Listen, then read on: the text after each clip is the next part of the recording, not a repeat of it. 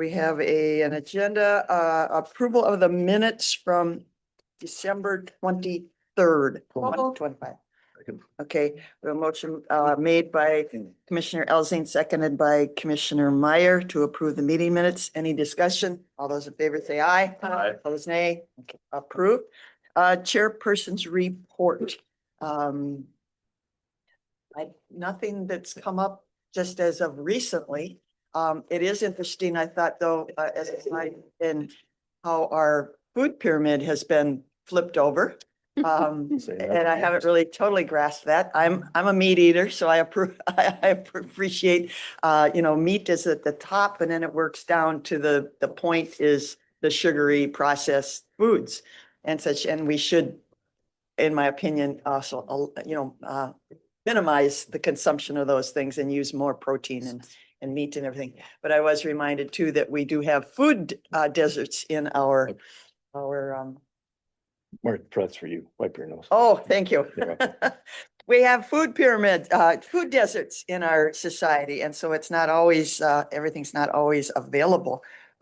So an interesting switch.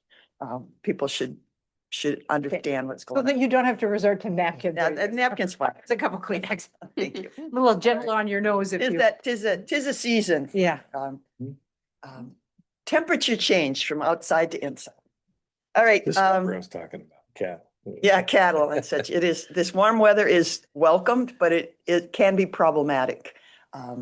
I know there'll be kids walking through Winona State campus in shorts and flip-flops and A guy at the grocery store last night in shorts. it's in flip-flop. Well, he didn't have flip-flops on, No. but he did, t-shirt and shorts. Yeah, Icing. so be careful. Icing, man. It Like, is- yeah, I think that's a Make little. a comment on that food Yes. pyramid. And I've been saying that for years, and I put just a message out on one of the pages, and I just said, hey, this is a win-win to finally recognize this, that grain was designed for animals for the most part, and we run it through an animal and they convert it into some very healthy amino acids and proteins and eggs and chicken. So really the grain farmers win because it redirects some of what they're doing.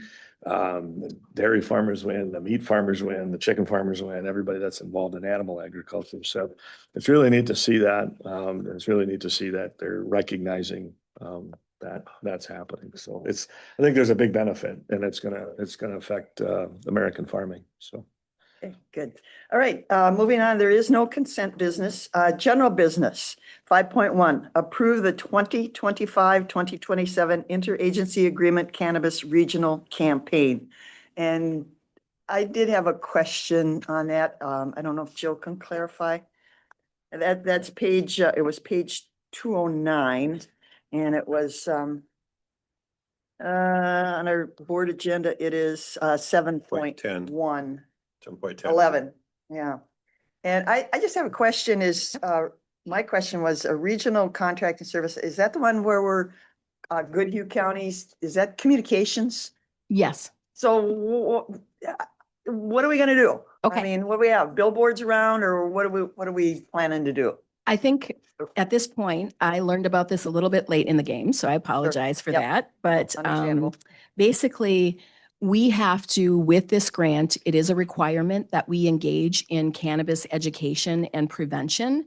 Therefore, it as a part of the grant, this would meet that requirement.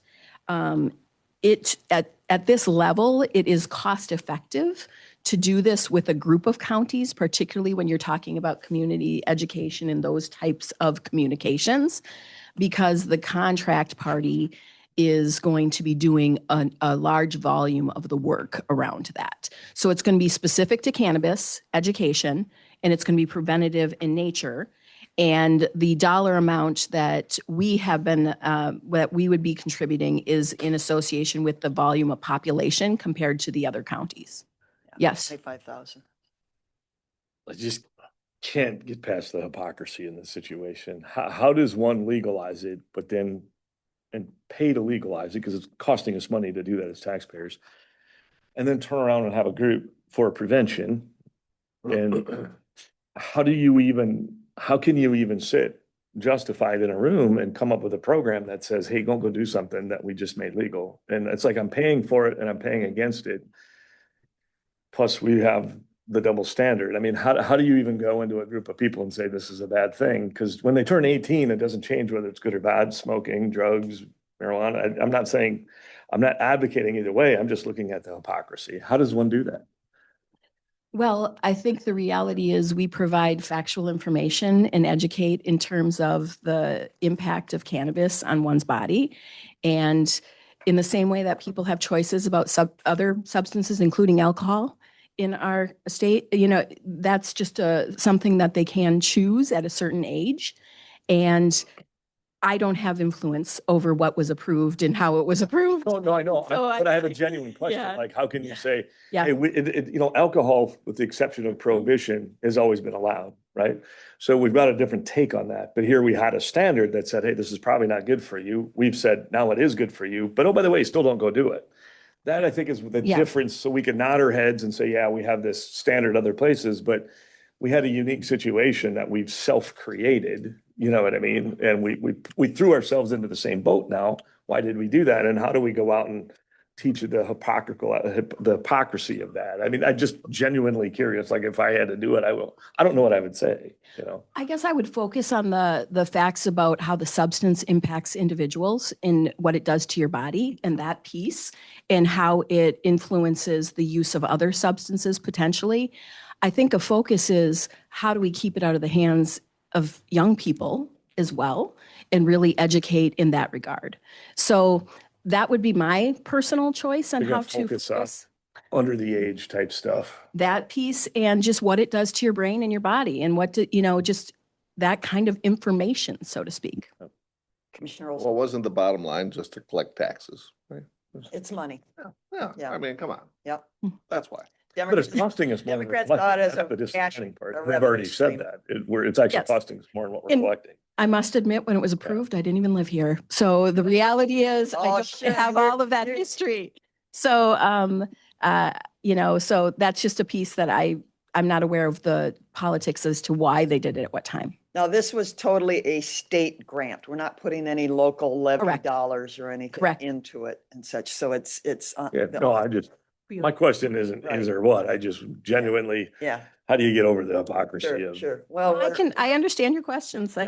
get we're your point. totally a bunch of hypocrites in policies and everything. Look at opioids. In case opioids, they were prescribed as a pain. Look at what the mess that they've created. And this is probably going down that same path in a way. Because we have medical marijuana that does Mhm. good things for some people. Yeah, no, I don't disagree with that. Commissioner Vagley. I'll move to approve item 5.1. I'll second. Not meant to end discussion, but just one step closer. Okay, all right. We have a motion to approve the interagency agreement, cannabis regional campaign. Commissioner Vagley, seconded by Commissioner Meyer. Further discussion. I'll just say I like it that we're coordinating it with regional, with counties across the region. Yeah, and and I'm sure we'll get an update as to what we're going to be Yes. doing. We can't even, they're kind of waiting on us because of my not being aware of it. Sure. And they can't hire the subcontractor consultant until we approve. And I had a concern. I asked Ms. Holte about the amount. This is the exact amount that's allocated for the opioid fund. And I was told that it's a different, no pun intended, a different pot of money. Yeah. A good one, way. And my concern was we hadn't had the discussion about possibly some kind of amount, possibly for Ripple, et cetera. So I didn't want to have this and then preclude the possibility of working with Ripple, but this is a different source of money, so. Were you thinking it was gonna be a higher amount? There we Should go. we go on? Okay, well, we want it duly noted that we think it's kind of hypocritical and we're concerned of what the message is going to be. And you talk about trying to reach the young people. The young people are on a whole, I hope they have some smart people that understand young people and how they communicate and how they take in information. Because yesterday's campaign of Nancy Reagan saying, just say no to drugs would not work with the young population. So I'm hoping some oversight will be taken and maybe even some focus groups of how will you reach young people to say, don't, experiment with this or don't do it. I don't have any. The good news is substance use for young people is down. Oh, that's good. It is very, young people are not using alcohol or other substances to the degree they were prior. I've got a little Yeah. caveat to substance use. So my cousin, I talked with him yesterday. He's on the heart transplant list at Mayo Clinic, lives on the other side of the state. He's 51 years old, born with a hole in his heart. One of the nicest guys you'll ever meet. So yesterday he came over to one of my locations and he was sitting there when I got back. It was in Wisconsin. And I said, hey, what are you doing? It was his mom. His mom's, she's 78. And, he's known since he was a little kid that at some point he was going to outlive his heart, right? So he's dealt going to Mayo Clinic multiple times for the last 47, 8 years since they found it when he was a little kid. And he said, here's what's really interesting. He said, years ago, I used to have 2 hours. They said, if I got to the point that I needed to be on the heart transplant list, I just had to live here. They had to move over here.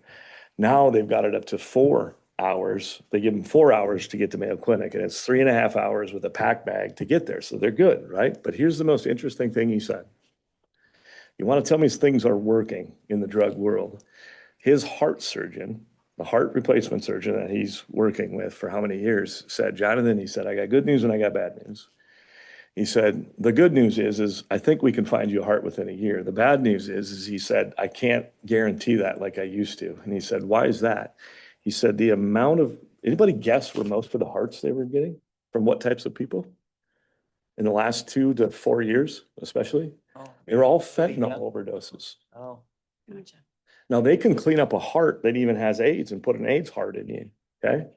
But he said in the last 3 months, the amount of fentanyl overdoses in the United States that we can get a heart from has basically vanished. They cannot get fentanyl heart overdoses because we're not. Oh, that's because a of how good thing. this war on drugs, he said, so the good thing is the public is winning. The bad thing is heart transplants people Losing. were losing.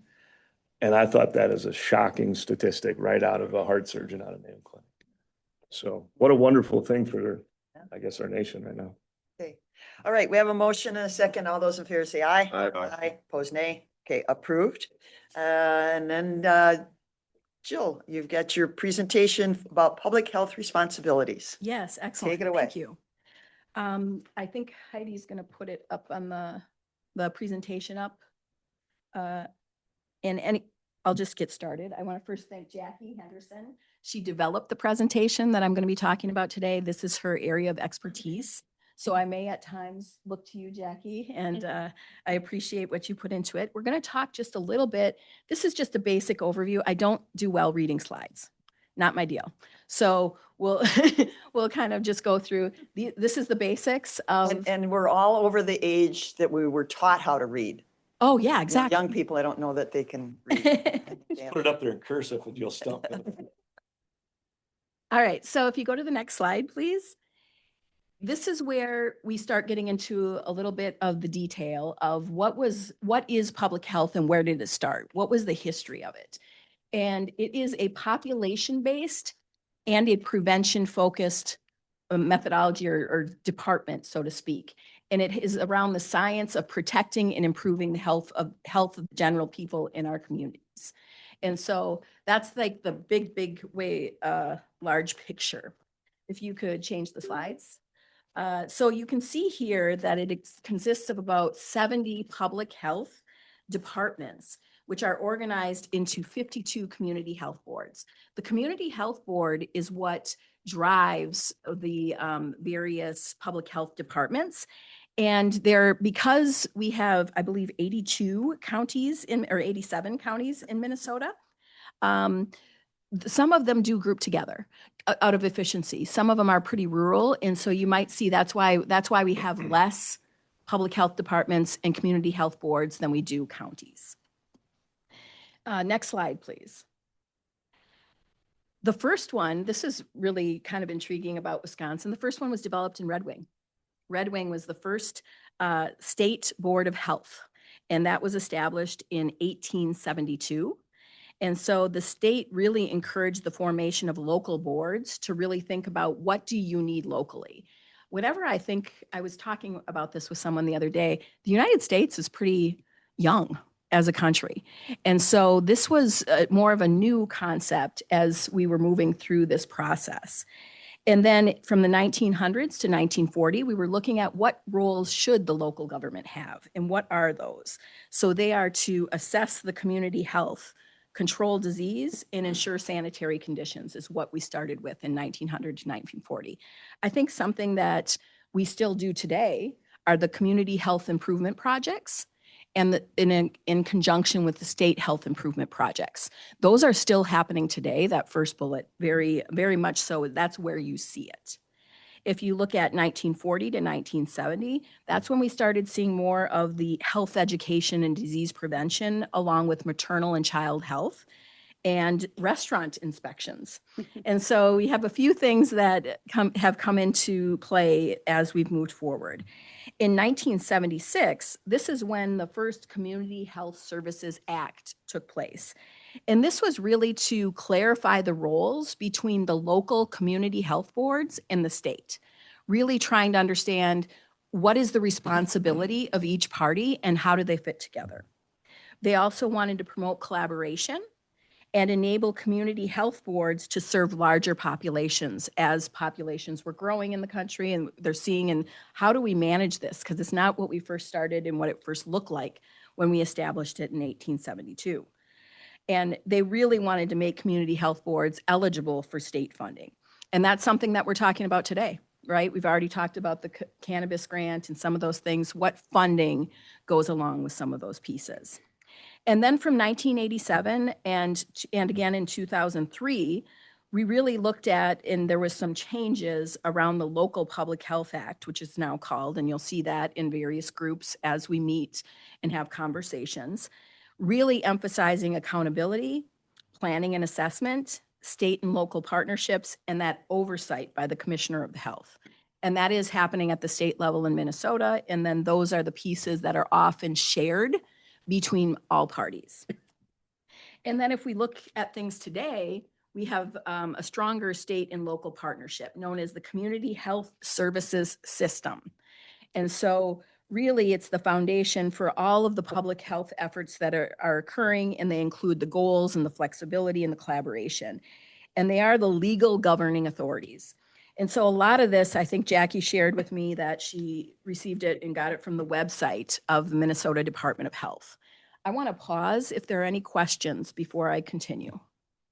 No questions, just a Okay. time check. Jill, Okay. we have about 12 slides and 11 minutes left. Okay, pick up. You think I can talk any faster? No, I'm just, that's, I'll give it a shot. The one Okay. thing I have noticed over my tenure though is, and I don't know if it's the most efficient way to run the health department, is that the Commissioner of Health is always a political appointee, and they come and they go fairly fast. And then the emphasis, they come in with an agenda, and which is No, normal, that's- and then the emphasis keeps Yep. changing and such. So I don't know if some of these commissioners should just be, hired and fired the best person for the job or not, but that's not my decision. to Yeah. make. But it is. And I think that's a great example of some of the challenges with the current structure. And maybe that's an area that you think about, how do we advocate around that? Or how do we manage that or do it differently Yep. and bring that up to folks? Yep. So this slide just talks about some of the detail of some of the things that I just reviewed, and really looks at the oversight of the statewide system to the Commissioner of Health. And then the community health boards. One of the things that, the next slide, please, really is the governing authority for the local public health. It is the statutory responsibility, and it's this group. And so that's why we bring items around public health to this group, because you function as that entity. And so really that is a major role that you play in this process. And that's where we bring you the community health assessment and the community health needs being prioritized and some of those things as well. And this is the structure. If we could turn to the next slide. It provides guidance on forming the community health board. So these are the types of boards that we have. We have 30 that are single county, which is us. There's 17 that are multi-county and 5 that are statutorily or city-based. And those were established probably because of the population of that community and how that works. And so we have community, next slide, please. The health services administrator and a medical consultant are part of this group as well. CHBs may appoint an advisory committee, which you do have. We have the Health and Human Services Advisory Committee, and that functions as for both health and human services and public health. We recently divided into 2 work groups in addition to 1 meeting where that advisory group comes together. And so that is something that we have, and members of the CHB are either elected themselves or appointed. Now, this is where it comes into, if we go to the next slide, please, Heidi. The 6 core areas of public health responsibility. This is an area of complexity, and I have trying to learn it myself. It's an area in which we talk about there are things we need to do as a public health department, and we need to do them in the best way possible. Money comes down to us from the state in order to do some of these things, but they're not always aligned specifically with programs.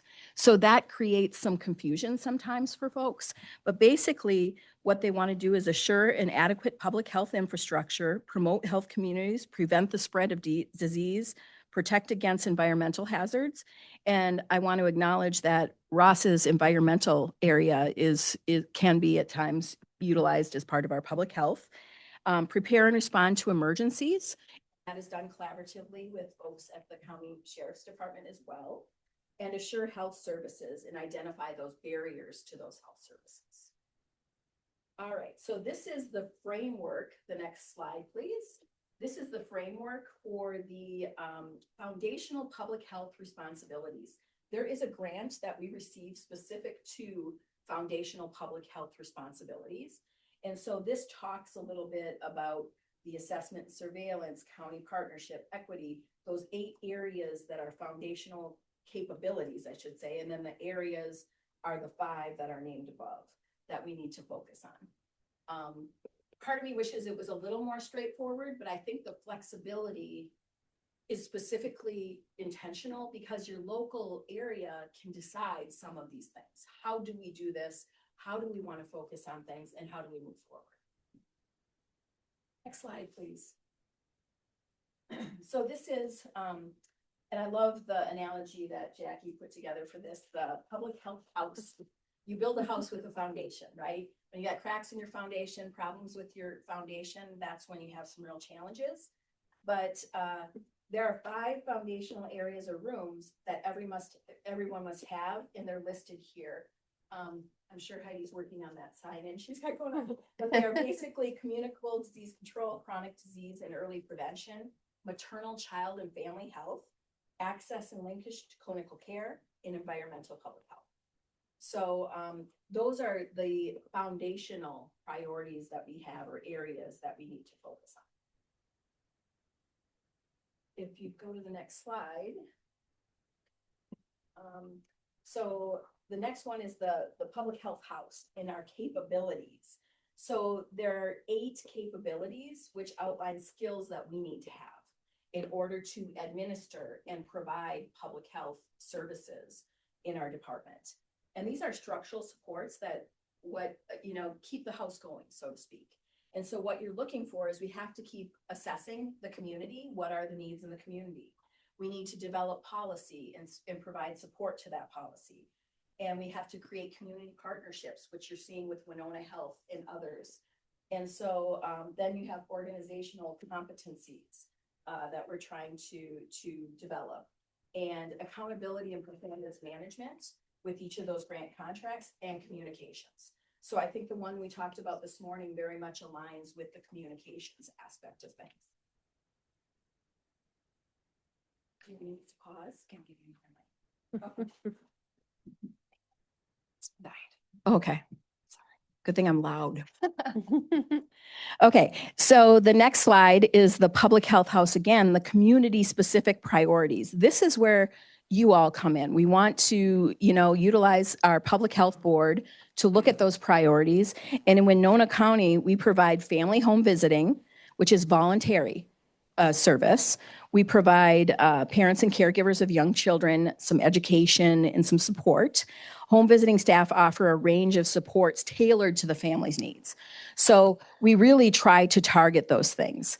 Community specific are customized. And so we really want to balance. One thing you're going to see a lot of, which I think is very positive, that people say, gosh, why hasn't that always been? But mental health and substance use and some of the public health concepts are newer, even newer than, or they've changed so much. And we have so much more evidence that demonstrates how to treat people and how to engage. And so we're always trying to balance the evidence-based priority and the local needs. And how do we do that? How do we keep that balance in a healthy way? Next slide, please. In 2016, 19, 22, and 25, we've had that community health assessment that resulted in the Community Health Improvement Plan. You'll hear it referred to as CHIP, and then there's the State Health Improvement Plan that you're going to hear referred to as SHIP. Okay, so those two, our community one is the one we decide on, and we get the data, we look at the information, we might do focus groups. There's a variety of ways, and we do that in partnership with a variety of entities throughout the community. So we work with others, including the Opioid Committee, the HHS Advisory Committee, and the Mental Health Collaborative in order to do that assessment and look at those options. Another good example of our foundational capability is the next slide, please. Community partnership development. We really I have seen, and actually I've been very impressed by this, the degree to which Winona County has great relationships with various entities. And coming to the county and not having lived here, it's a gift. And it's a wonder, it's something that not every county has. And I think that's a huge positive as we move forward and think about our needs. But that ongoing relationship building and outreach around immunization or education in the Amish communities, the community health, community engagement sessions, the WIC clinic promoted through St. Charles. We have an outreach WIC clinic in St. Charles. Those are all things that I think are not possible without that collaboration that we experience throughout the county. And we want to create, convene, support, and sustain strategic and non-program specific relationships with partners, because things change. As we talked about, certainly alcohol use was higher with young people before. We're going to have a different outreach than we have today. So we want to have the flexibility. Another example of foundational capability is communications. Next slide. We want to tailor the messages and communication for various audiences. And this is where that specialty area comes in of that grant that we talked about this morning, and use social media and other platforms to communicate and engage directly with the community and share community resources. So really having the expertise of knowing how to do, as you said, Commissioner Ward, how do we do the right outreach? How do we ensure that we're reaching folks? That's why we're looking for a subcontracted expert in that regard, because it's certainly not something that, other than my own children, it's not going to be my expertise.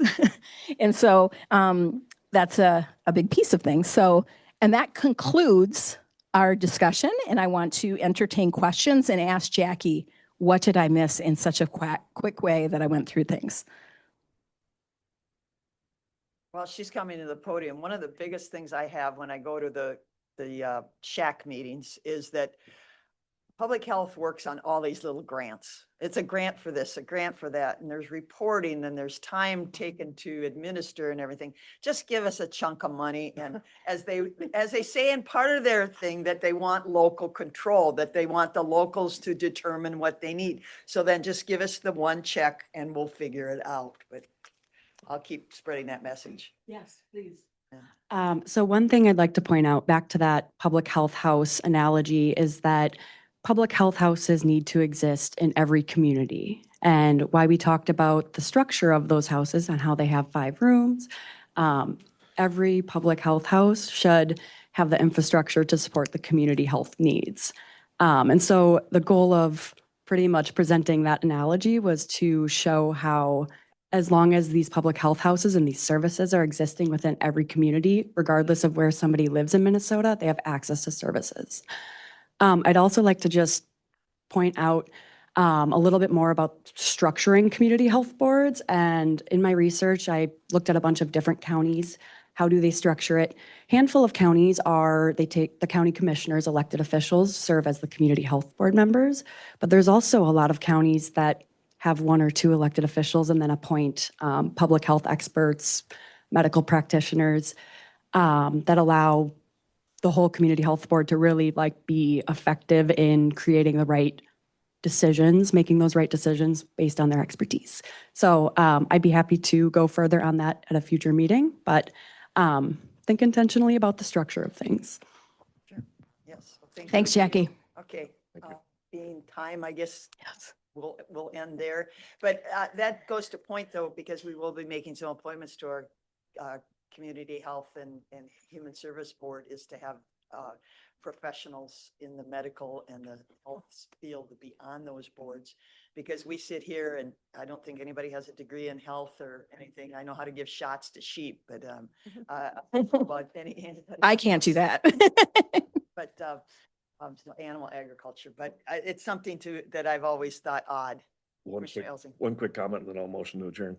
The only thing I see, and this is not being directly involved, and I'll just compare it to the water boards that I've sat on for many, many years. My fear is that we get so many boards, like we saw in the water side, that nobody knows what anybody's doing. And then it just gets staffed and money gets thrown at it, and it just gets this, before you know it, it's got to come back together. So everybody that sits on, thank you for what you're doing, but keep that in mind, because that tends to be what happens in government. And just, so because even with the best intentions, the communication falls apart because there's just too much to keep track of. So Yes. with that, motion to adjourn. I'll second that. We have a motion by Thank you. Commissioner Elsing, seconded by Thank you. Commissioner Vagley to adjourn. Any discussion? All those in favor say aye. Aye. Opposed, nay. We're adjourned. It being 9:02 by my computer. Please join us in the Pledge of Allegiance to open our county board meeting. I pledge allegiance to the flag of the United States of America and to the republic for which it stands, one nation, under God, indivisible, with liberty and justice for all. Good morning, everybody.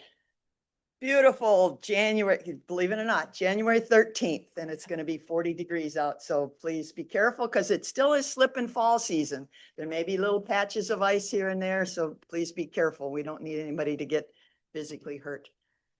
We start our meeting January with 2.2 is the election of chair and vice chair. And I don't know, do I run this or Ms. Holte, do you?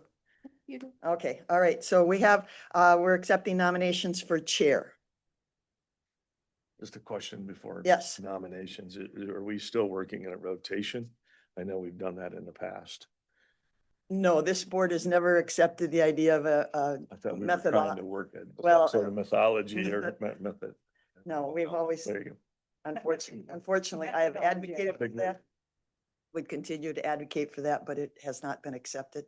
Good. So, Commissioner Vagley. I'll make a comment and then a motion. If I am fortunate enough, as a result of the November elections, to be here next January, and I might not be, I would be interested in whoever the chair is this year, rotating it to a new person. I don't know if you're ever interested, Commissioner Elsing, et cetera. Or Commissioner Ward again, et cetera. But I want to make a motion to nominate Chris Meyer to be the board for 2026. Okay, Be the board chair. we have a motion. I'll second that. We have a motion for Chris Meyer, made by Commissioner Vagley, seconded by Commissioner Olson. Do we have any further nominations? Well, Yes. I know, I was looking at the rotation and I, obviously the newest one on here, even though it's my second term. But Greg, Commissioner Olson, have you ever been board chair yet? No desire. No desire to do it? Okay. Do you have a future desire? Myself? Yeah. Yeah, I mean, I could step in at any point if somebody wanted me to, and, if Commissioner Meyer wants to take it this year and perhaps next year, whatever that might be, it's a role somebody has to do. Would you be So, willing to be vice chair? yeah, I could be vice chair. That's fine. Like speaking. Well, for I would- myself- Go ahead. I'm sorry, go ahead. No, I would love to Speak be, last. a 5-0 vote for whatever combination this year and a 5-0 vote next year, et cetera. And I'd be very willing to nominate you, Commissioner Elson. I would like to nominate Commissioner Olson because I think it's not that you desire to do it or anything. I think it's part of our responsibility Duty. to be chair and take on the responsibility. Those of us that are working full-time jobs, it's also just. No, don't give me that as an No, it's a reality excuse. check. You signed up for this job knowing the responsibilities and you're taking the paycheck like all the rest of us to do this job and do it responsibly. So I would like to nominate Commissioner Olson to take a turn at chair of the Winona County Board. Do I have a second? Well, just in rotation is what I was looking at. I mean, I can second it just on principle, but I think either one would work just fine, so I can second that if we want to put a second person on the motion. Okay, so is this discussion leading to an established rotation pattern, or is it still In the past. Process in the of past, election. in the past, we haven't done that. Right. I'd be open, speaking for myself only, if I'm still here next January, I would gladly vote for a different, I believe we should rotate those who will feel like they have the time and the ability to commit to it, et cetera. okay? I think we should vote on the first motion, and then if that fails, then we go. Well, the nominations are still open, so I believe, but did having Commissioner Olson serve as a chair get a second? I didn't hear a second. Yeah, I seconded it Okay. just under principle of Okay, rotation. all right, so we have 2 nominations for chair. Now, do you want to close nominations and proceed to vote? Close the nominations. I'll second it. Okay, we have a motion by Commissioner Vagley, second by Commissioner Elzing to close nominations and proceed with a vote. All those in favor say aye. Aye. Aye, opposed nay. Okay, now we proceed to a vote. All those voting for Commissioner Meyer, say aye. Aye. Oh, what did I I hear? can't really go again. Now I gotta go against it because I voted for this. You can- I don't think you can go, well, no, you're Yeah, second, you're if you second, you can. You can do Right, anything it's you just want, the motion, the original motion Yeah. cannot vote against their. They're, motion. they're on. I can't vote against that now. So Okay, so did I hear 3? yes. 3-2? Okay, and Commissioner Olson, aye. Aye. Okay. Nay? They, Okay, that motion fails. So, technically, I think we have to, So for clarification, for the vote for Meyer, it was 3-2. Who were the 2 noes? Ward Okay, and Ells. thank you. Okay, so I guess, Only because I second the other. I got a second. I okay, understand. so I Thank you. guess Commissioner Meyer, you are our new chair. Okay. And we'll rotate here. Take my ammo. Yeah, we could try switch ammo if you want. We all have our own ammo. Yeah, we do have our own ammo, but ammo. they're not like. I mean, I had to make a second trip. Yes, me too. Yes. so.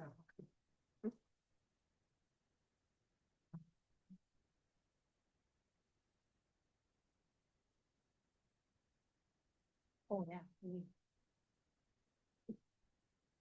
I guess we have to switch to that thing. Yes.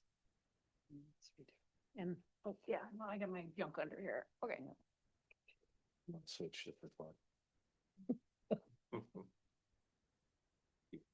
Yes. You need to sign that for, all Okay. the, Checks and stuff. all the contracts.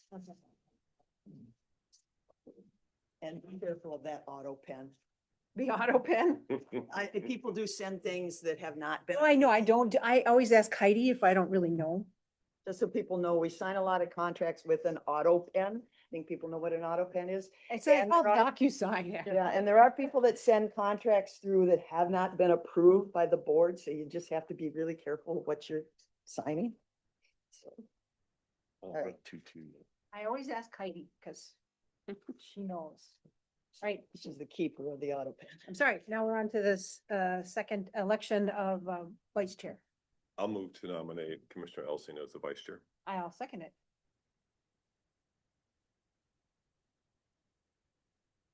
Are there any other nominations? I'm gonna ask 2 more times. Are there any other nominations?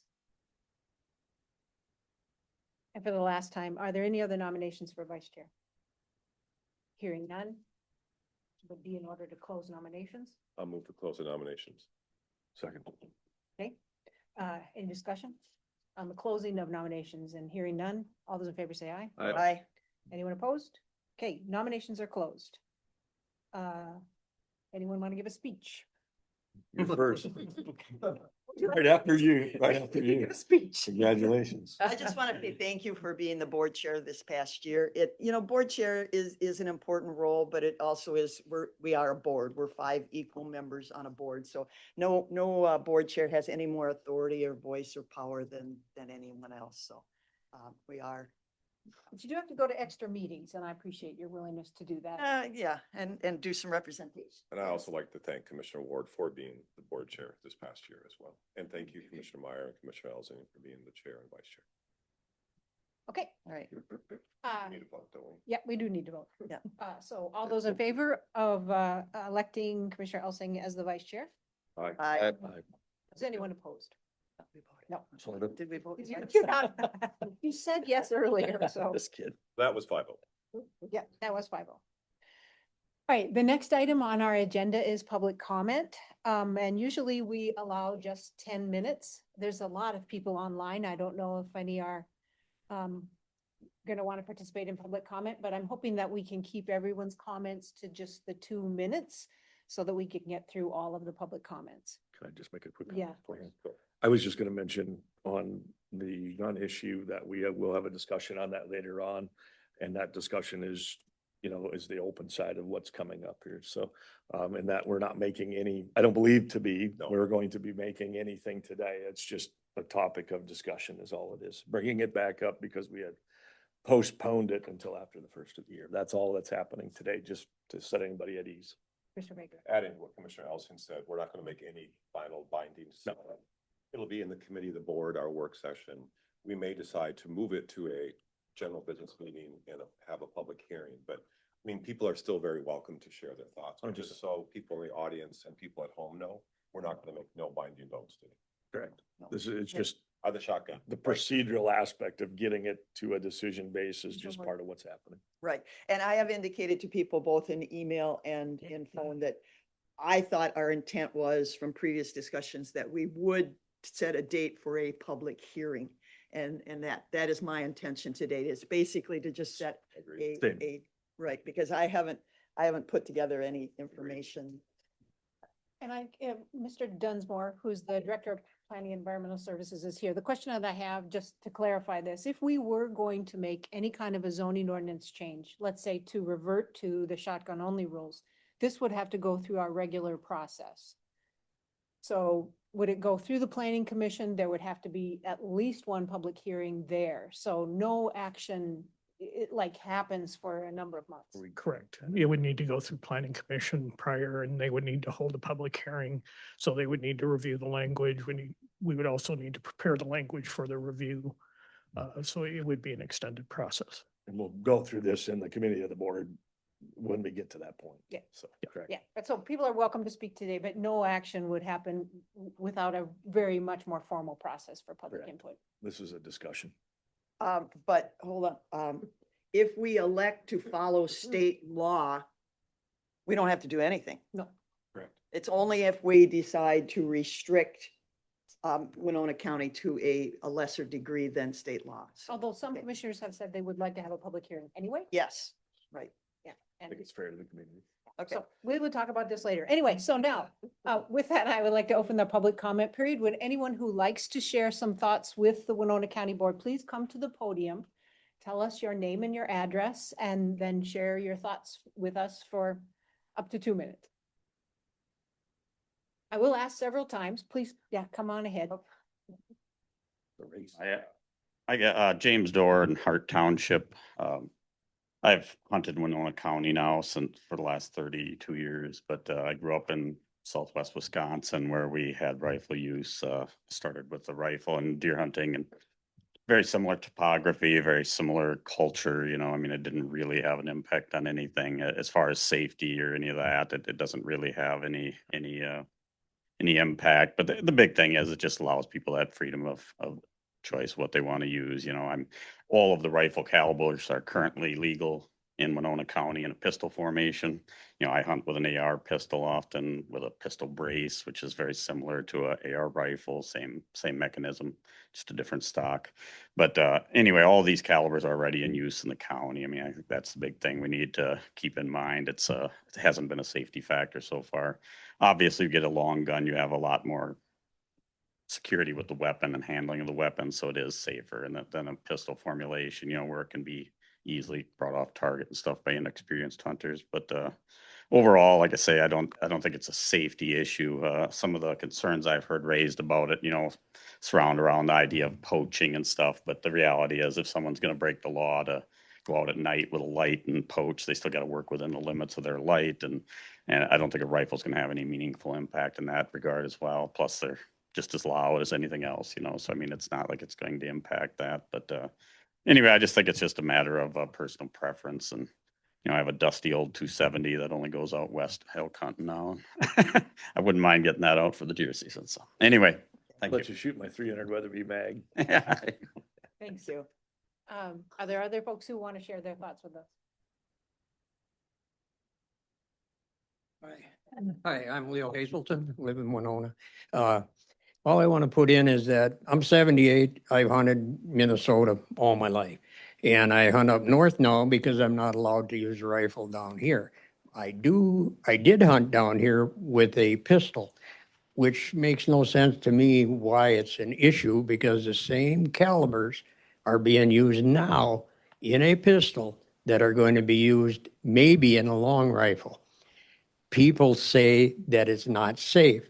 Any day that you go out and look in the country, you're going to see people using rifles hunting predators. So in reality, the DNR in Minnesota allows hunting with a rifle. The state legislature decided that we could hunt with it. Now, there are people that are never going to be happy with change. And there are people like me that hate to be held back for something you've always wanted to do. So I know the board has a tough decision. But as far as safety, I don't feel any safer with shotguns out there than rifles. Because when they make drives, this group's pushing towards the other group and they're shooting back at each other. And anybody who says that's safe has got a different thought than mine. So I would just like to say that I would appreciate, and I appreciate the time to talk to you, but I would like to hunt with a rifle before I kick off. So thank you. If there's other folks in the audience that would like to share their thoughts with us, please step forward to the mic. So do people have to text Heidi to get unmuted or can they unmute themselves? I think they raise their hand. and Okay, I- so if you are online and you would like to speak in public comment, please, there's a actions button at the bottom of the screen. Raise your hand and our administrative person will unmute you so you can speak. I'll give that a couple seconds. Is there anyone else in the room that would like to speak during public comment? On any issue. Yeah, on anything, not just this, yeah. Where's that massive screen? Still, It's underneath the 2-minute. But she can see it. Yeah. Heidi can see. it. Okay, so for the third and final time, is there anyone in the room or online that would like to participate in public comment? And hearing none, I'm going to close the public comment period. The next item on the agenda is approval of the county board minutes from December 23rd of last year. I'll move to approve item 4.1. Second. Commissioner Vagley has moved. Commissioner Elsing has seconded approval of the county board minutes from December 23rd. Any discussion? Hearing none, all those in favor, please signify by saying aye. Aye. Is anyone opposed? Motion carries. The next agenda item involves the receipt of 2 approved committee minutes. 5-1 is the Board of Adjustment from the 20th of November, and 5-2 is the Planning Commission from the same date. Don't move. I'll second that. Commissioner Elsing moves, Commissioner Vagley seconds the approval of those committee minutes. Is there any further discussion? Hearing none, all those in favor of approval, please signify by saying aye. Aye. If anyone is opposed, please say nay. Motion carries. Next item is consent items and approval of agenda. County Attorney Sonneman, do you have any adjustments to the agenda? I do not. Okay, Commissioner Vagley. Comment at the end of the meeting, please. Elsing. Comment at 7:18, please. And you want to pull 718, Correct. which is the feedlot work plan? And so we can maybe make that 8.01, putting it at the head of general business. Commissioner Olson, Nothing for me. Commissioner Ward. Well, I have a long list, and I apologize. Ms. Holte attempted to answer my questions, and I don't know if you were able to this morning. No, not Oh, this morning, last okay, night I did. Okay, so let me, I'm trying to refine my list. I would like a little more discussion on 7.4. 7.4 is the joint powers agreement on the contract for the law enforcement center with the city of Winona. We make that 8.02. And let's see. Some of the others, I hope we get clarification, although we are approving them. And I know Ms. Holte will give me answers. 718 was pulled. Yep. Under the expenses, I guess from a process, I have a bunch of questions on the warrant, the disbursement, payment of disbursements. 723. Yeah, 723. So let's pull that one. The Okay. others I hopefully will get. We'll make that Yeah. 803. Yeah. Okay. And then I do have an announcement and a comment at the end and a board request for board action. An announcement, a request for board action, and a comment, Yes, please. and anything else that comes up. Thank you. Administrator Holte, do you have any adjustments to the? Nothing, Madam Chair. Okay. So we have had some adjustments to the agenda, and I would be in order for I'll getting on move to approval. approve the amended agenda. Okay, Commissioner Ward moves to approve the amended agenda. I'll second. Commissioner Elsing seconds that. Any discussion? Hearing none, all those in favor, please signify by saying aye. Aye. If anyone is opposed, please say no. Okay, the agenda is approved. Next order is consent comments. Administrator Holte, could you read our consent business for the record? Absolutely. 7.1, approve conditional use permit for Todd and Sheila Weimiller. 7.2, approve conditional use permit for CMDM Winona LLC.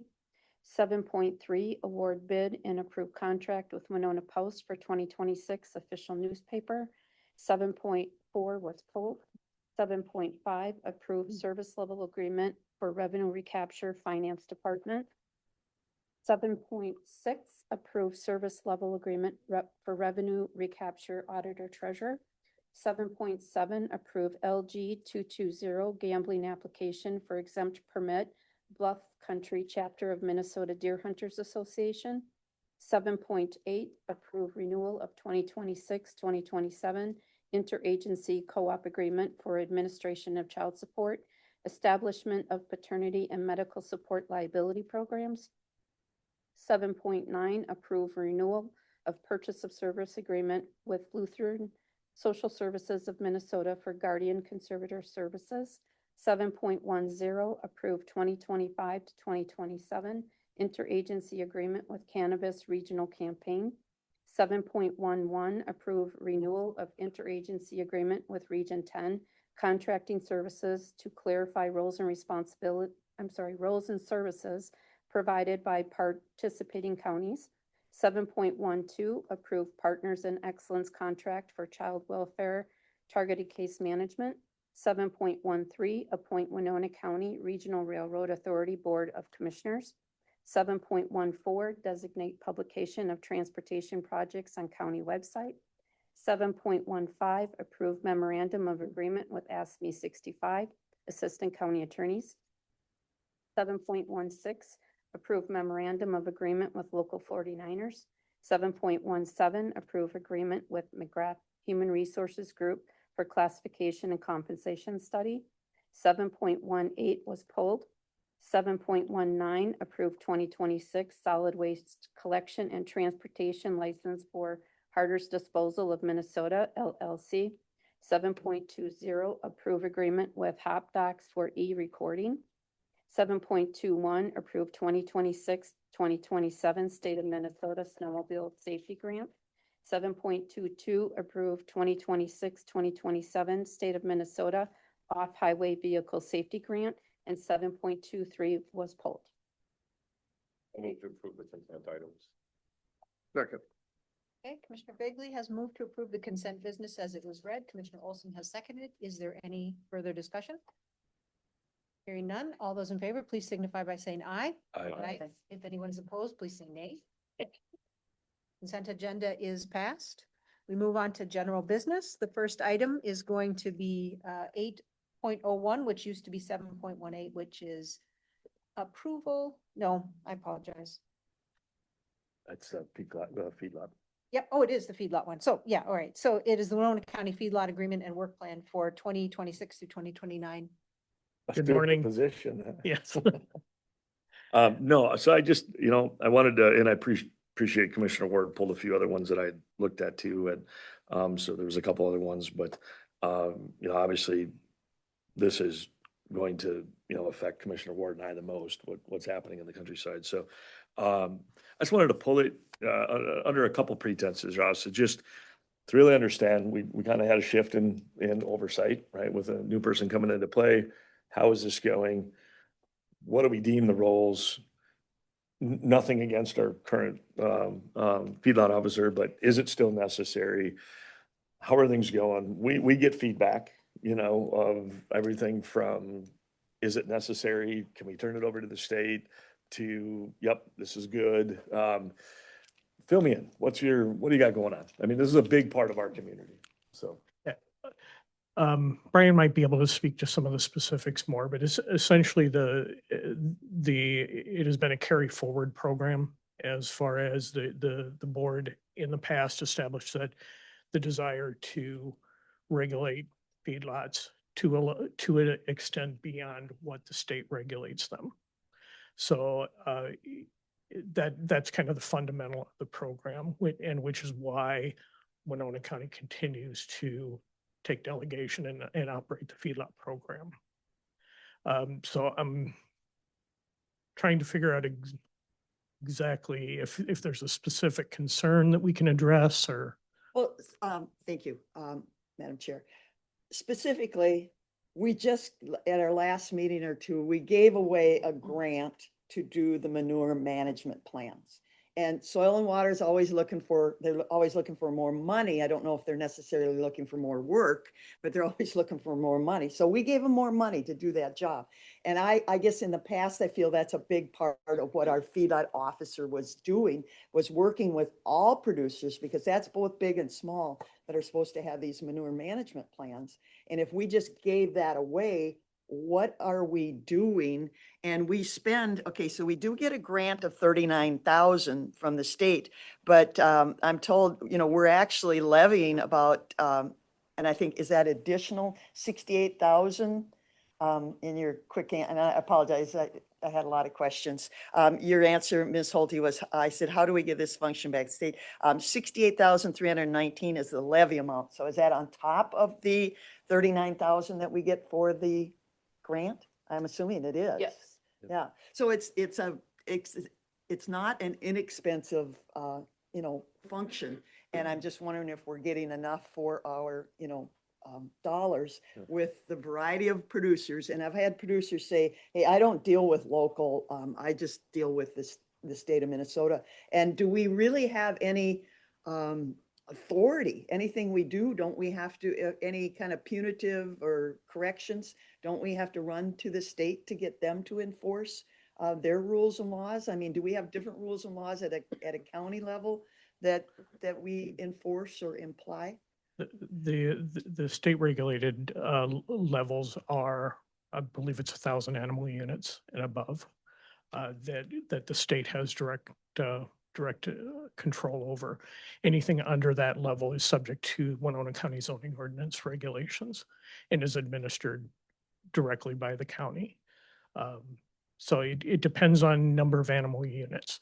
Now, the excess feedlot funding was contract with Soil and Water Conservation District was to assist producers in preparing manure management plans, which is kind of a new requirement under the state that is coming into effect. The state had given us additional funding for a 2-year period that, because of turnover, we had not fully spent. And because we were required to put our match up front, we wanted to fully utilize those state dollars. At the same time, assist the producers in coming into compliance with some new state requirements. So that was the purpose of the contract. It's one-time funding. We're not transferring any duties that we would have normally performed to the Soil and Water Conservation District. It was just a methodology or an opportunity to assist the agricultural community in getting some help from Soil and Water to provide some manure management. So that was planning. separate dollars, not the 39,000 that. Correct. That was indeed separate dollars. Those were, there was some additional funding that the state had provided for a 2-year period. So that they have now brought the funding back down with the last legislative session, brought the funding back down. So that was kind of a one-time event, and just because of circumstances, we had additional funding, and it was an opportunity to help the ag community.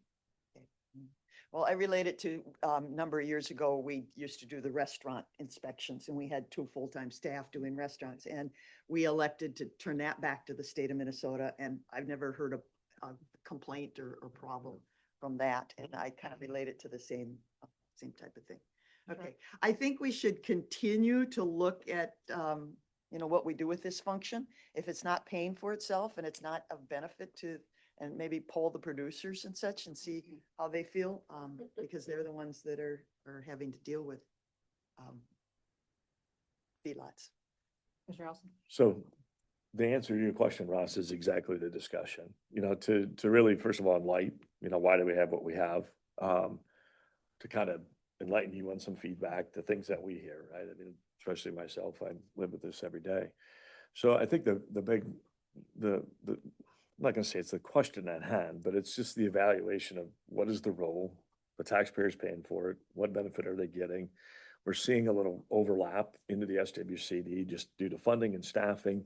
I think one of the, we bring up the manure management thing, and I would have to, I think back 20 years ago when we had different feedlot officers, Mark and different people over the years.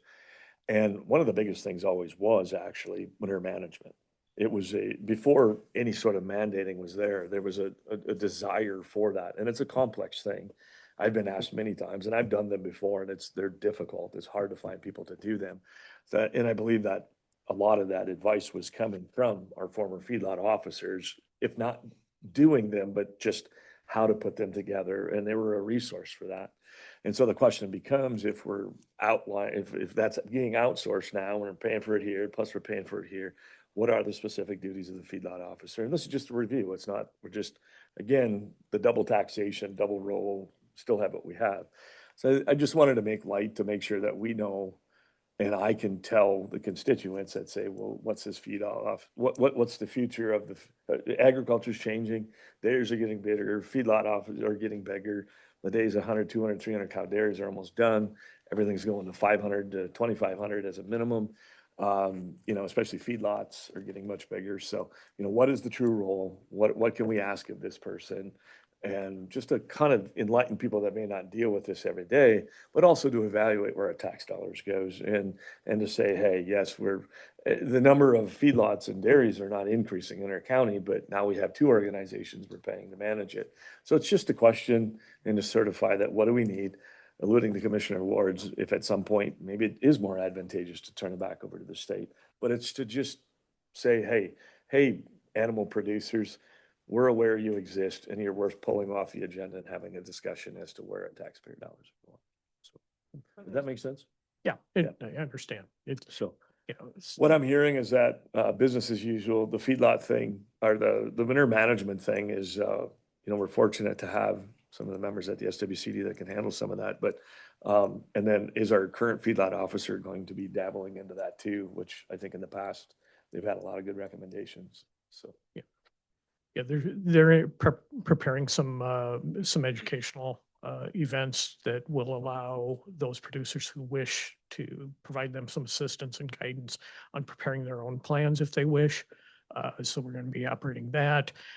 Then in addition to the preparing the new SWCD, preparing the manure management plans, there's also the use of the nutrient management tool, which is a new aspect. So the feedlot officer will be involved within those aspects, and there will likely be additional oversight related to that. So ultimately, it comes down to is what levels do you want to be looking at? Currently, we look at levels below what the state would look at. Further discussion? Not, we could continue to discuss. I'll move to approve item what had been item 7.18. So thank you. Second. Okay, Commissioner Begley has moved, Commissioner Olson has seconded approval of what was item 7.18. Approve a 26 Minnesota Pollution Control Agency, Winona County feedlot agreement and work plan for 26 to 2029. Is there further discussion? I would like, maybe halfway through the year, we're in January, to have an update of what the work plan looks like and how many contacts have been made and what progress has been made with anything. I mean, we're approving it for, actually for out into 2029. And get an update what's going on in our foodlots. Further discussion. Otherwise, I have some questions. Well, I think traditionally, we always got a report. Yep. Yeah, we do. I think, don't we get it like mid-year or something? Yeah. But is there something more in that report that you want that we haven't gotten in the past? Good question to me. And either you or Commissioner Ward.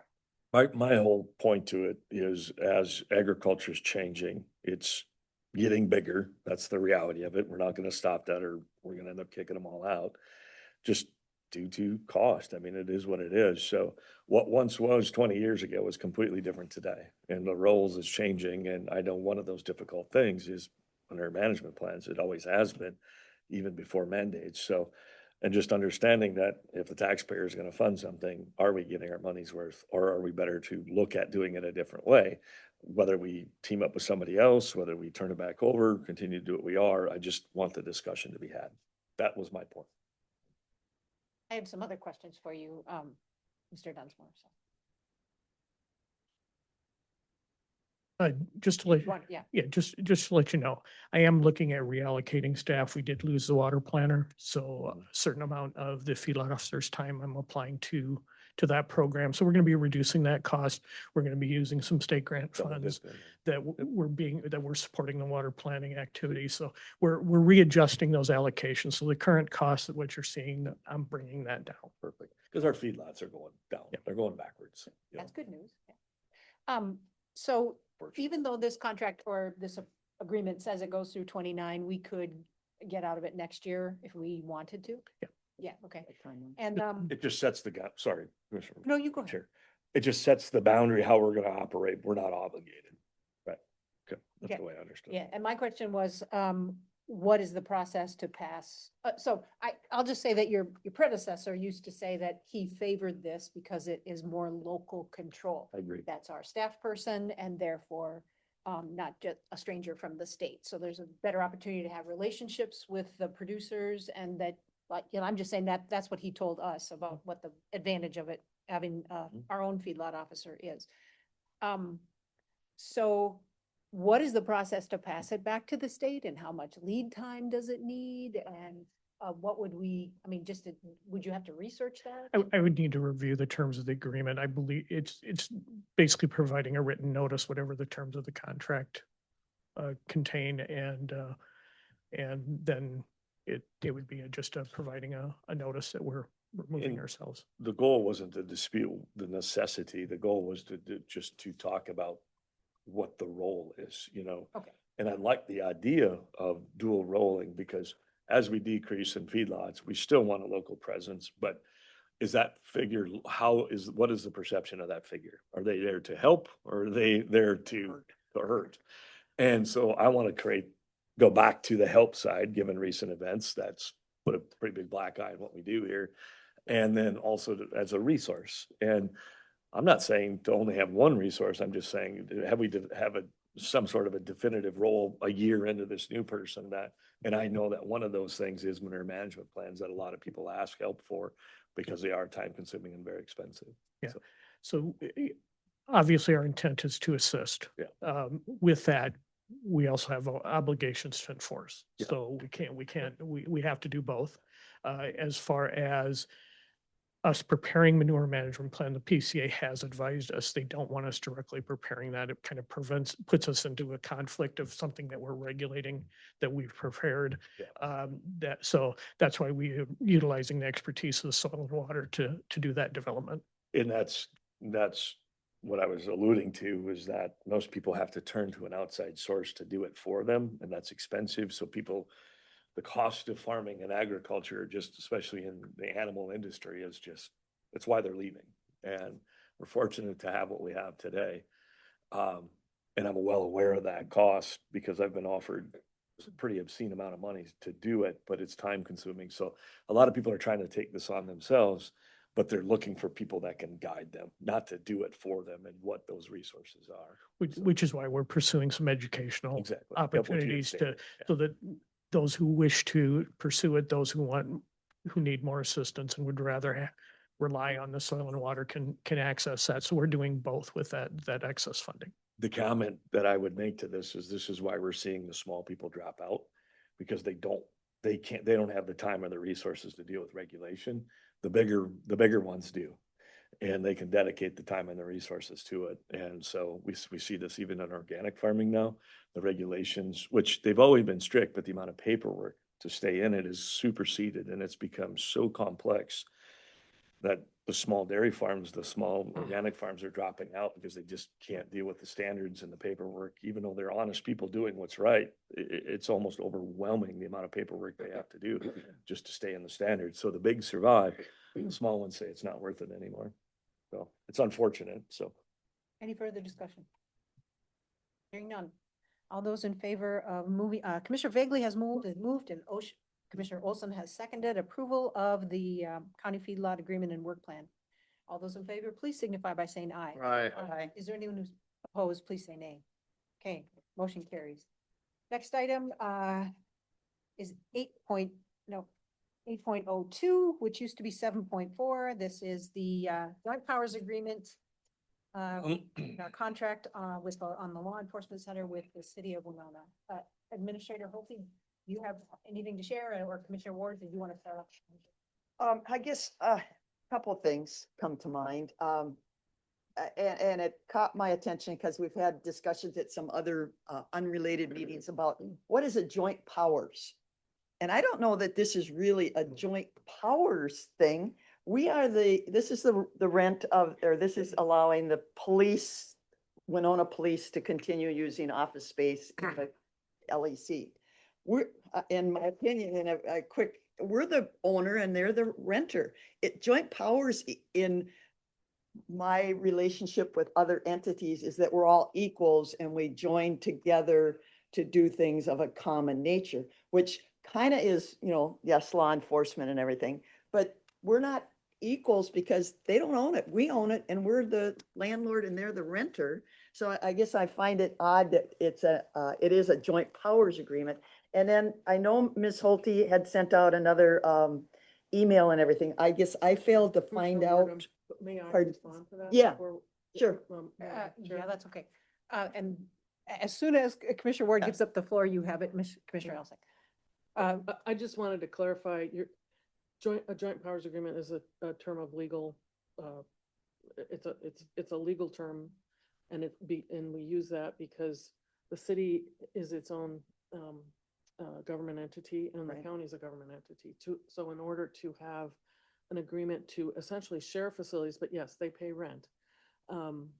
And it's really cheap, actually. So Yeah, that was one comment I was going to make, but no. But so it's a term of legal art that has to be used, and in order to have, and we share services too with that. Mhm. So it's not your usual tenant landlord thing. So that's why it's called a joint powers agreement, because Okay. of, I there's a think it's, specific statute that okay. allows and requires, actually, if you're going to join with government entities, you have to put together a joint powers agreement. Okay, and then lastly, I guess, in the emails and this, I think the only thing I saw, I think, is that we're not raising the rent, but I don't remember what the rent was. And maybe I missed something. Or we're still negotiating that. Commissioners, the lease amount or rent amount is not a set amount. there's a formula that was established way back in the very beginning that is still in place. So it is dependent on the tax base. And again, there's a formula, and I can't reiterate that verbatim right at this moment, but I pretty can most certainly complicated, yeah. supply anyone who wants it. It's the same formula and it changes year to year. And it's gone up, not down. Okay, but not significantly, I mean, is what I'm told. It's Some years it comment, hasn't, it- but you're getting a because deal. of the tax base. Yeah. Yep. Okay. Go for it. So two things. Yeah, I was just gonna allude to, I believe, reading, and I have not looked at this, I don't believe, not in here, but I remember seeing that agreement quite a while ago from the nineties.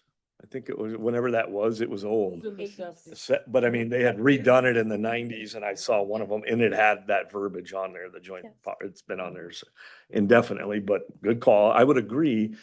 To the public, it looks like there's some sort of joint. Real in reality, it's rent and tenant, right? I mean, that's our tenant and landlord, but you know, enter government and we got to do it right. So, but the second thing would be just looking at that contract. You know, the one basis I would put to that though is just, and it's not to pick on the city, that's not the goal here, but we have cost. And whether some formula changes or doesn't change, the cost to replace the front door is probably going to go up, right? And that's what I always say in all these buildings. You can have what you want based on square footage, but if I got a 3,500 square foot building or 1,750 square foot building, the front door costs the same. So I got to get more for the square footage in the small one than I do in the big one because it's the same dollar amount to place the door. So at the end of the day, I think that's something that as we move forward, depending on what the city wants to do, hearing that we have this complex formula, but we also have to understand that, you know, the dynamics of the city to the county relationship have also changed. And are we covering the cost? I'm here to protect my constituents. And, you know, can we relook at that? And just to be sure that we're okay. Any other comments? I'll move to approve item which had formerly been item 7.4. I'll second that, and with the comment, I know that this discussion has been long and hard. And I appreciate Maureen and her city counterpart Chad working on this, and I'm glad it came to us today. Thank you. Any other discussion? Otherwise I have a couple things. Yeah, so timeline, where are we at with having the company we agreed to look at things? We have a timetable when there will be a decision of staying, leaving, because we're still kind of in limbo. Do we have a defined timeline when this process? Thought we had said, oh, go ahead. Yeah, We have control over it. Yeah. yes. So to answer the question, no, there is not a defined timeline. What we're working through is internal analysis of space. Mr. Lafee is working on that with the leadership team. We are putting together an internal work group to look at what departments could be potentially moved around, and what areas that we currently lease can we bring internally. So once we're through that process, Mr. Lafee will work with the company that you approved a tentative agreement with, because the understanding is we need to bring back those recommendations to the board in order to get the approval to move forward with the company. Right. To evaluate what can we do based on what we need, what can we do? So there is not a set time frame, but before we move forward with the company, it will come back to you. Okay. Go I ahead, was- Commissioner Olson. I'm not certain by any means, but I thought we had tried to agree to try to keep it in 6 months. I mean, we didn't put a formal timeline to it, but we said, hey, we'd like to have this accomplished in the next 6 months is what I believe the Yes, discussion we are was. striving to do that. Yeah. The then maybe that's beginning what of you're alluding to, March is Commissioner where Burke. we're targeting to have the internal analysis. We don't want to rush something to make a decision when there's no rush, but we also need to move forward on some things. Correct. So if I understand correctly, this is based on the email that you sent us back on the 8th of January, that this, the changes to this agreement are to put us in a better position in terms of if we need to make repairs or remodel to the building. Or consolidate. Yeah, so we're getting, an option, like, so that we can make a notice to the city that we're ending the agreement, that they'll need to leave. Correct. And, that we will have language in there that addresses if we choose to move forward remodeling, that, you know, what their response has to be. So I feel like this is designed to help us move forward with the things that we need, understanding that it doesn't address everything we need in order to figure out the final solution, right? Am I? Correct. But Yeah, go ahead. this still gives us the power to say, yes, you can stay, no, you can't stay. I Yeah. mean, there's nothing in here that's gonna bind anything, Right. correct? Right. But that's, we need our options open. So, Okay. thank you. So this item, which is now 8.01, approve extension of joint powers agreement concerning financing, occupying, and conducting consolidated functions in the law enforcement center. It was moved for approval by Commissioner Vegley, seconded by Commissioner Olson. Is there any further discussion? Hearing none, all those in favor, please signify by saying aye. Aye. Aye. Is anyone opposed? If so, please say nay. Motion carries. Okay, next. One more in there. Yep, we got one more item, and that is just, was 7.23, confirm payment of disbursements, and Commissioner Ward has some questions. Yeah, and maybe it's part of process and procedure. Once these disbursements show up on our board agenda, and correct me if I'm wrong, we've already committed the funds. We've already either made the purchase, we physically have the product in our hands or something. So it's kind of backwards, in my opinion. Some of these things are kind of backwards because there's some things in here that are very large purchases. And I remember even from the last one, there was like, and I don't know if you were able to get the information, there was like a $10,000 purchase of software. And I sent you the answer. okay, and again, if we've already purchased it, have we done, I guess the question is, have we done diligence to analyze and know if that's the best use of our $10,000? Because software is, you know, it's all over. And like this time, one of the things that caught my attention was on the items today, a bill for $4,494.21, and it says interest to a law firm, Ryan Law Firm. Why are we paying a law firm interest? I don't know how that was coded or what that is, but there's no way I would have authorized paying interest to a law firm. I don't have an answer on that one yet. I do have a request in. No, Ryan lost. And so I guess I'm asking, and then there was and Commissioner Ellison would agree with this. There's $2,576.45 for a blinking stop sign. And we both distinctly remember Highway Engineer Kramer didn't really like blinking stop signs. He doesn't like blinking signs. And so I was wondering, why are we spending $2,576.40 on a blinking stop sign? I don't know what the checks and balances should be for disbursements, because like I said, once they come here, they've already been, you know, spent or approved. And I'm not sure what our internal, I know we've got a new finance person, how they should be approved. I question our credit card, you know, who has the credit card? It's really easy. I know even personally to throw out a credit card and put it on and not know exactly how it's being spent. So maybe it's more the whole process of how these things show up that we're rubber stamping them. It's already been spent and committed, and how do we pull back on it? I don't know if there's a mechanism for that or how to stop it. That's my concern. Ms. Wilbright, can you Yep. enlighten me? Yeah, the interest to Ryan Law Firm is for tax court case. So it's statutory that we have to pay them interest. They want a tax court case on evaluation. It's a Fastenal. To defend us? Or what? No, it's not Ryan. I have to, when, Money? yeah, when they sorry, That's I okay. ran over here. That's okay. Because I couldn't get unmuted. Anyway, Retainer? when tax court cases happen, basically this one, Fastenal one, saying that their valuation had to be lowered for all of those properties. When we pay them back, so we had to reimburse them for a prior year's tax that they already paid, we have to pay interest at the percentage set by the state. Okay. But the repayment goes to the law firm representing Fastenal. Man.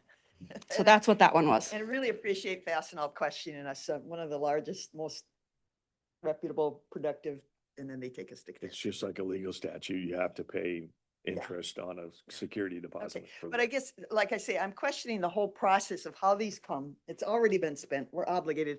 Like, one of, Attorney Sonoman's, pet projects, of course, is RAP. We're paying, do we really have to pay? Great project. But do we have to pay 441 RAP evaluations? Does at 7 times 7, there were 7 of those in there. Mhm. Does everybody that's on RAP have to have this level of evaluation? Again, and it was spent, so I mean, I've got to pay the bill. But that evaluation opens up the door to so much more funding that the board or the county does not have to Right. pay. Right. So Yeah, that Yeah. the state is paying. Yeah, but was that in that's your for a mental budget? health evaluation. Was that in the budget? Yes, for Okay. RAP, it's in the budget, yeah. Yeah, okay. But at some point, I would like maybe our new, Mr. Sonneberg to have some kind of enlighten us how maybe we could improve this process. Well, I think, I know that, the Jill Chafee, or Chaffee, was it Chafee? Chafee. Thank you, left already, but she's also talking about opening up, kind of more revenue streams for the county. RAP is the same thing, that by paying that fee and it goes to Hiawatha Valley Mental Health Center, who's our partner in RAP, then people are eligible for other funding sources that the county doesn't have to pay. So, it's an entry, into many other funding sources, so. So we're always looking for ways to save the county money. Sure. But I guess again, I said, it's the process that they should come up to us and. Commissioner Begley and then you, Commissioner Elson. Just a time check. We're almost an hour into the meeting. We're still in the consent items. And I can be here until 12:30. I'll skip lunch, et cetera. I'm just saying for the sake of us as a body, I think once we get past 3 hours, our decision-making ability decreases, et cetera. So, I don't want to limit discussion, but maybe if we can either ask questions ahead of time or table it for a follow-up meeting, et cetera, because it's almost literally an hour and we're still in consent. So I'd like, and we can continue the conversation. I'd like to move to approve item 7.23. Second. Hey, Commissioner Elsing and then you, Commissioner Ward. Just a quick comment, although I can agree a little bit with what you're saying, but I think the big thing is one of the reasons why I do a lot of that here is for everybody that's right up there and everybody that's out Yep. here. And they need to see that we're fighting for them, working, asking the questions, because if that happens in the backside, they have no idea what we're doing. All they see is a decision made, and they have no idea how we came to that conclusion. That's called transparency. And I like the word transparency. So I have a lot of these discussions here because I work for them and they need to know. So that's why I do what I do. Second thing is I think, and Commissioner Ward, I don't want to use this as what you're trying to do, but my opinion for asking these types of questions is I get a lot of questions of people saying, I don't really know what goes on down there. Why are my taxes going up? State taxes, local taxes, property taxes. We just put a sales tax in, tax him out of his house and home, right? What am I paying for? And so I think the question becomes, we're just trying to show and shed some light so that the people that are online, because they're going to go talk to 5 other people, is that, hey, we are being accountable. We are looking at the little things. We are kicking the rock over. Every day I go on my phone. And if you want to see fuel bills and every one of my employees has a company credit card and it is up to them how to use that. But I go through and audit it every single day because you'd be amazed at what we just spend in fuel every day. And I need to know what's happening. So as a business owner, I literally do this every day. And I think what Commissioner Ward is looking to is saying, hey, and I have the people underneath me have to report to me if I see something that isn't right. So I think that's all we're trying to do is just get a little more transparency, a little more idea down to the small level. How are we managing these programs? So I think that's what we're doing. Were you waiting? Well, I reiterate some of the same things because I do ask a lot as Ms. Holte. Well, I usually have a laundry list of asking questions. And I think our consent agenda has too broad of an implication. But just for instance, and 7.9 was the approved renewal purchase service agreement for Lutheran Social Services guardian conservatorship. We have multiple guardian conservative persons. So this looks small. It went from 20 to 54. But as Ms. Holte provided me, there are multiple vendors who provide these services and are coded. The 2024 budget was 321,000 for this, but we spent 423,000. The 2025 budget was 399,000, but we spent 446, $629,000. And so I asked, what did we budget in 2026? Well, we only budgeted 410, but the trend in just this one service is escalating. So I think it's unfortunate. It is. We know everything goes up, but part of my intent is to educate the board as to what some of these things are. If you don't ask and don't look at it, they're like, oh, it's only 20,000. But no, it's $410,000. That's how many percent of levy for one service that we provide. So again, I can appreciate your time, Commissioner Vagley, but again, this is our job this morning, and to set a time limit, I find offensive. So. Finance Director Son. Hi, Phil Sonnenberg, Finance Director, Winona County. The approvals that occur every day on these transactions are from the budget approved by this board. All of those relate to contracts also approved by this board. So the other items that are going through are approved by supervisors and department heads. And we have visibility and transparency to each one of those transactions. So if there are questions, we can certainly answer them in regards to process. I think if there are questions to refinement of that, that's a bigger conversation because of the impending of business process to get things paid. Well, I relate to Commissioner Olson and his other job where he was purchasing toilet paper. I mean, do we have 10 people in the county purchasing toilet paper? Or we talked many years ago about having a central purchasing department to kind of control some of this stuff. Because in the last group, and the last one in January, we had 3 toolboxes bought for $407.10 or something. So why did we need 3 new toolboxes? And 3 separate purchases. So, and again, did somebody take the time to actually, was it 3 separate people that researched and found that that's the best toolbox to buy? Again, time is money. And again, I would, your expertise in trying to maybe refine some of this stuff or control some of this stuff, because we spend a lot of money. Sure. We spend a lot of. Mr. Elsing? Thank you. To maybe sum up, I think what Commissioner Ward is saying is, you know, in centralized purchasing processes are very common, especially in large businesses. There's people that I have friends, I was just at one last night, who happens to farm also for IBM. That's his job, right?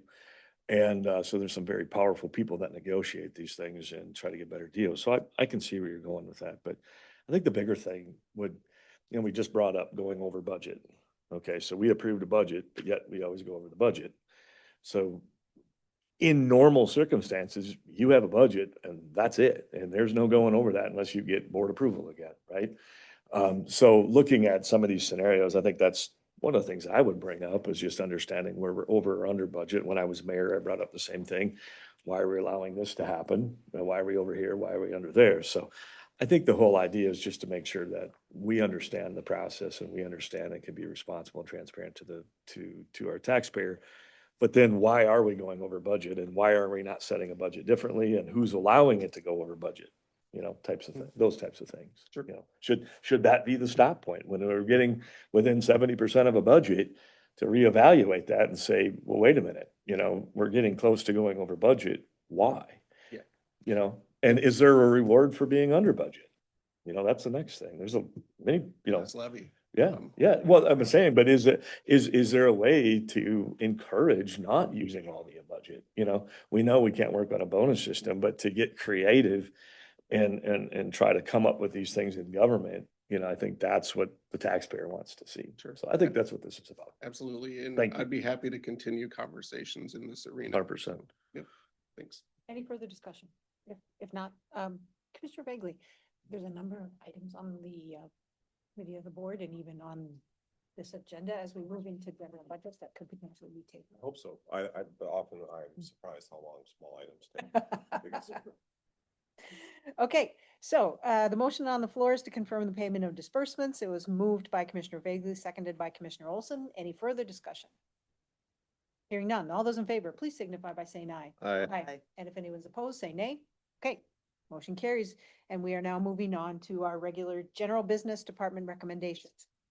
So it's my understanding, we did conduct a public hearing back in December for our fee schedule, but there was an inadvertent mistake in that I think the new cannabis fees were not a part of that fee schedule. So I think that we need to do that process over again so that those new fees are recognized and we take public input on them. Am I right? There's also an amendment for the vitals Correction. area, Vital, vital statistics. It's first, a yes. fee modification. okey-doke. So those are the revisions that we're asking for an amendment. So we need to have another public hearing and then we need to choose to approve the fee schedule or not. Motion to open the public hearing. I'll second that. Okay, Commissioner Olson moves. And Commissioner Vagley seconds, opening a public hearing. Any discussion? Hearing none, all those in favor, please signify by saying aye. Aye. Opposed, say nay. Okay, motion carries. If anyone in the audience or online would like to make a comment as a part of this public hearing, which is the review of the fee schedule of Winona County, could you step forward to the mic, tell us your name and address? If you are online, could you use the reaction emojis to raise your hand so the administrative assistant can. Madam Chair, Ms. Hund reminded me that they can unmute themselves. You can unmute yourself. Okay. So, Did see some hands up earlier. Oh, that was just the mouse from Heidi. yeah. Okay, so I'm going to ask a couple more times. Is there anyone here in the audience or online that would like to make some comments about the Winona County fee schedule for 26? For the third and final time, is there anyone who would like to make some comments as a part of the public hearing for the fee schedule for the county? Hearing nobody, a motion to close the public hearing. So move. I'll second that. I'm going to give it to Olson. So Commissioner Elsing moves, Commissioner Olson seconds, closing the public hearing for the fee schedule. Any discussion? Hearing none, all those in favor, please signify by saying aye. Aye. And if anyone is opposed, please say nay. Public hearing is closed. We would now discuss and potentially make a decision about the fee schedule. Commissioner Ward. Thank you, Madam Chair. If I'm looking at this right, any changes were printed in red, correct? Those were the changes that we're making to it. Okay, all right, thank you. Any further discussion? Was there, Move approve, yeah. just real quick, was there a lot of discussion on any of these changes? No. Mr. Healthy, basically it was, okay. If Commissioner Ward, you moved, Yeah, correct? move approve I'll to second the adopt the Okay. amended fee schedule. Commissioner Ward moves, Vaguely seconds, approval of the fee schedule as amended in our packet and how was just part of the public hearing. Any further discussion? Hearing none. All those in favor, please signify by saying aye. Aye. And if anyone's opposed, please say nay. No, I do apologize, Madam Chair. I see one hand up. I don't know if they wanted to That's make. not a- actually that. That's the mouth. It's the Oh, mouse. that's the mouse. Okay, all right. We'll make it Hi, look like a Commissioner. mouse. Looks like a hand. Yeah. If they wanted It to. is a Yes, hand. Should have Heidi put up her hand and then you could see what that looks like. It's a big yellow thing. Yeah, put up a mouse. I mean, a rat or something. A rat. Okay, so moving on to item 8.2, discuss and appoint citizen advisory committee members, and this is on page 352 of our packet. How would the board like to proceed? Just had I guess more of a question. Can an employee be part of any of these of the county? I'm sorry. An employee. Can an employee of the county be part of any of these? No Can a contractor of them? contract. Contractor could though. Contractor could. I'm assuming you're. Just going through. But yeah. Ms. Henderson. Yes, because she's the only one Contractor, that, she's a is it? contract. Okay. I wasn't sure. That was the only question that I had for the legality side. So, okay. Okay. Commissioner Ward. Madam Chair, of course, as Chair, you have the authority and responsibility to do the Planning Commission. And we have just one, technically, one reappointment and one opening, so that's at your discretion. But all the other applications, and I greatly appreciate people wanting to serve in these capabilities. It's important. And so I would move to approve the existing Board of Adjustments with the reappointments of Ed Walsh and Lynn Reddig. Economic Development, we do still have vacancies. Extension, we have, let's see, we have, We do have to make a decision there. yeah, there, okay, I apologize. I thought it wasn't, We So may it- skip that one. Yeah, If you're gonna make a motion to like approve the. Ones where they're even numbers. the And e- Yep. yeah, here's the we're, thing, it's fine with me if you include the planning commission because I will abide by the wishes of the board. okay, and there's really no discretion there. Okay, so the health and, so I apologize, an extension, we need to discuss, I'm sorry. So, economic, health and human service would be the 4 that are up Yep. for reappointment, plus the new. Yep. Parks and Recreation would be the reappointment and the 2 that are new. Yep. We have openings on the Personnel Board of Appeals. Planning Commission would be the reappointment of 1 and then 1 new. And the Selco would be the reappointment of the 1 Yeah. existing. So Yeah, I've moved and it. I mean, I can see that Ms. Saraki has applied, but that is her number 2 choice, so we would be Yeah. giving her her number 1 choice under Yes. what you've proposed, so. Yes, okay, So that's a motion, that's a I'll motion. second that. okay? So Commissioner Ward has made a motion and Commissioner Elsing has seconded. It basically is to go ahead and accept all the reappointments and the new appointments, except for a discussion about extension. Correct. And it also just with the idea that the Selco Board of Directors, we would be reappointing Ms. Moeller and not appointing Ms. Zraki. Any further discussion? Hearing none. All those in favor of this slate of appointees? If you support that, please signify by saying aye. I, Aye. And if you dissent, please signify by saying nay. Okay, slate is approved. Commissioner Bigley. When it comes to extension, I'll make a motion to reappoint Casey Mueller, and then to also appoint Sadie Newman.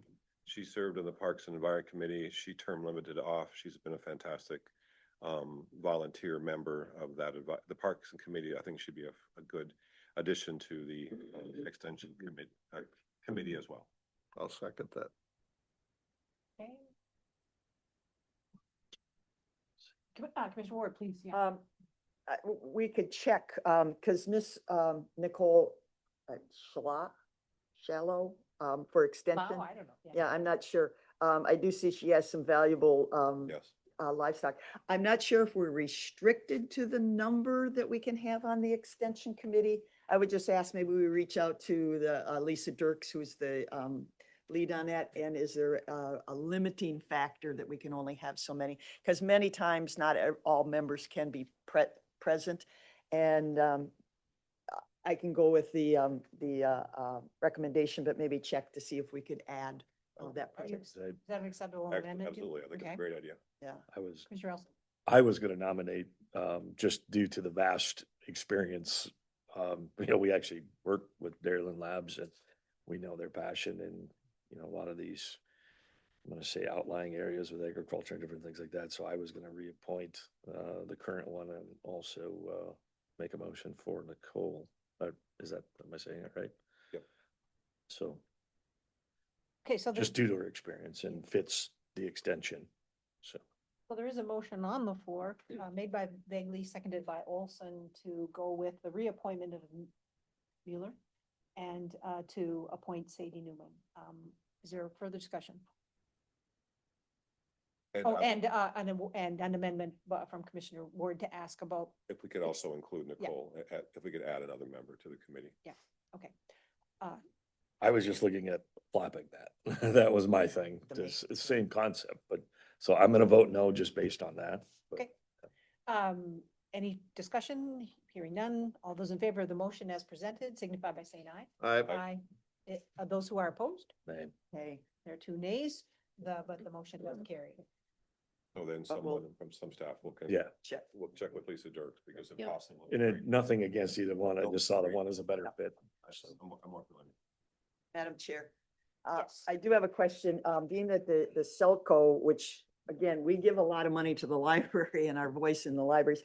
So is there an option to put an alternate to that committee. Again, I don't know how that committee's structured, if it's governed by the Selco board. But if we don't have a voice there, is it optional for like Ms. Shiraki to attend as an alternate? That's the question I'm asking. Yeah, I think we do have a ruling about not allowing people to have two assignments. Right. And she's been, already has an assignment as a, People can probably attend. yeah, right. But Well- that's not to say we can't ask the question. Yeah, I think we should get clarity. Can we have an alternate to that committee? Thank you. Okay. All right, so moving on to 8.3, which is the county board appointments to the 2026 boards and committees, and this is for us as commissioners. It's on page 406 of our packet. And the question would be, do people want to give up any assignments? Are they interested in assignments that they don't have? In many years, this really just stays the same. And I appreciate you filling in on the SWCD board. I just want to make a comment about that. Obviously, I'm passionate about that and want to support it. It just, I can't always make every meeting. And having sat on that board for many years, there's a bit of a redundancy for me that sets into place, that I'm pretty familiar with a lot of the things that are going on. So I kind of sit at a high level with that, but I enjoy being part of that. So I appreciate you stepping in also. I would just ask, they reached out to me, and so if you can't make it, just drop me an email and I will try to go. Thursday, I can't make it. Okay. There you go. Commissioner Ward. I'm fine with what we have. I Would you like would to be split? remiss if I didn't, though. I had a constituent request that I maybe put this on the table, is we put all the committees in the hat and we draw names. We draw out committees, because some counties, as we do, we tend to stay on the same committee. Some counties rotate them. But this constituent felt that throw them all in a hat, you draw out, and that's your committee. But I realize some of us have different work schedules and different Yep. commitments and different understood. interests, so. Yeah. But I would be remiss if I didn't throw that out on the table. All right, is that a motion or No, it's just a a suggestion. thought? I make a motion that we leave the committees the way they are. I know I'm not gonna win. I'll second that. Okay, so Commissioner Elsing moves that we accept the slate of board appointments as it is in our packet, and Commissioner Wiggly, you seconded that, right? Okay, any further discussion? Hearing none. All those in favor, please signify by saying aye. Aye. If anyone is opposed, please say nay. All right, committee assignments have been accepted. I note that this can change as things happen during the year and our schedules change. Okay. Item 8.4 is to discuss requesting an update from the Wabasha County fraud investigator. You got him here. Okay, but is now which, okay, so this is on page 407. Did we all agree to do it? So this is the actual do it? It's under general, it's under general business. So yeah, I was a little surprised too, but they're here. So let's, So, yeah, well, This will be- let's say before we do it, our process is that at least 3 commissioners have to agree that we want to do it. So could we have that conversation first? I'll make a motion to do it. I'll second that. Any further discussion? I'll third it. Okay, all right, then it looks like maybe it's gonna pass. All those in favor of moving ahead to have this presentation from the Wabasha County Fraud Investigator, please signify by saying aye. Aye. Aye. Is anyone opposed? Say nay. Okay, please, I would love to proceed with the report. yeah. Have you got your bulletproof vest on? So I'm not here to give a report. Okay. I wasn't here for that reason. I was surprised to see it on the agenda. Okay, Um, what do not- you want to know? Shotgun? Would you rather shotgun not? rifle? So I'm not giving a report. That would come from my investigator, Oh, it's- who I would, no, No, he's my oh. chief deputy. Oh, okay. So my investigator is back in Wabasha working.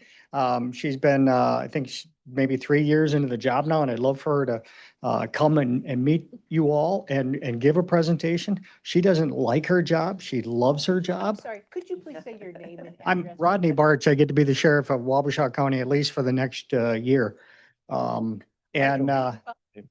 Yeah, and I was here for the shotgun rifle issue so that we could prepare in our county for any possible questions. And I know that we had went out and did some presentations over the years, and then we would cycle through investigators and It was almost painful, but we have one now. I think she's committed for a long, long time, which that continuity is so important in these investigations. And again, she loves what she does, so I'd love for her to come before you and give you some stats about Winona County. So, and we can line that up, and who should she reach out then to, Ms. Holte? Yes. Okay, that sounds good. We will do that. Thank you. Okay, Thank thank you. you, thank you. You know, it's a hot topic these days, so. Officer is prepared. Yes, 4 hours, you'd be here from 8:30. thank you. So, we now are on to 9.0 or 9. Okay, which is where I'm looking for, I made a note about who wants to say what. Commissioner Elsing? No, vaguely, here we go. You want to make some comments or a comment? Donovan, did you have something? No, she. No. Okay. I'm going to take a couple minutes and talk about a difficult topic. 6 days ago, Renee Nicole Good was shot and killed. I know this is a very difficult conversation for everybody. I want to start off by saying that I trust and respect our county sheriff. I trust and respect our different city police chiefs. The problem is not local law enforcement. I have a deep respect. We have some small and large disagreements with some of the folks, but I respect them. The problem is not with local law enforcement. What happened up in Minneapolis was a tragedy. And our Constitution was created to allow the government to protect citizens from other citizens, and our Constitution was created to to protect citizens from our own government. If you look at the amendments, I've just literally have been talking about the 9th and 10th Amendments the last 2 weeks in my American government class. I am concerned by the presence of federal agents in Winona County and in Southeast Minnesota. There have been a number of different reports, which I think have all been so far just rumors of federal law enforcement agents in terms of immigration services. I've heard reports in Utica, in Stockton, in Lewiston, et cetera, at some of the farms. I've tried to confirm those, and so far, as far as I know, none of those have been confirmed. So I want to be careful about false alarms, et cetera.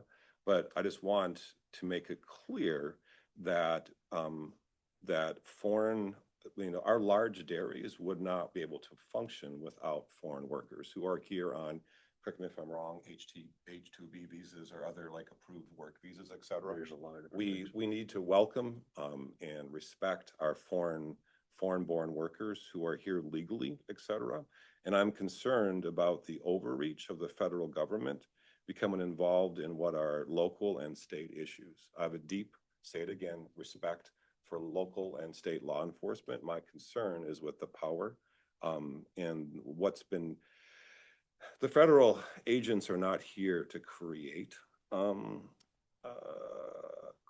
Their presence is doing the exact opposite. And we have people in Washington, D.C., whose goal is to purposely create chaos. So these kinds of things, like the police chief in Minneapolis said, these things are predictable that it's going to happen. And I hope in Winona County, we can be clear that we welcome everybody and that everyone has their due process rights, First Amendment, Fourth Amendment, Fifth Amendment, 8th, 9th, 10th, et cetera, and 14th Amendment, et cetera, that the right to express their views and to gather is an incredibly important right in our system of government. And if the president believes he has no limit on his power, that is seditious to say. The Constitution, forget a person's morality and their sense of being a person of faith.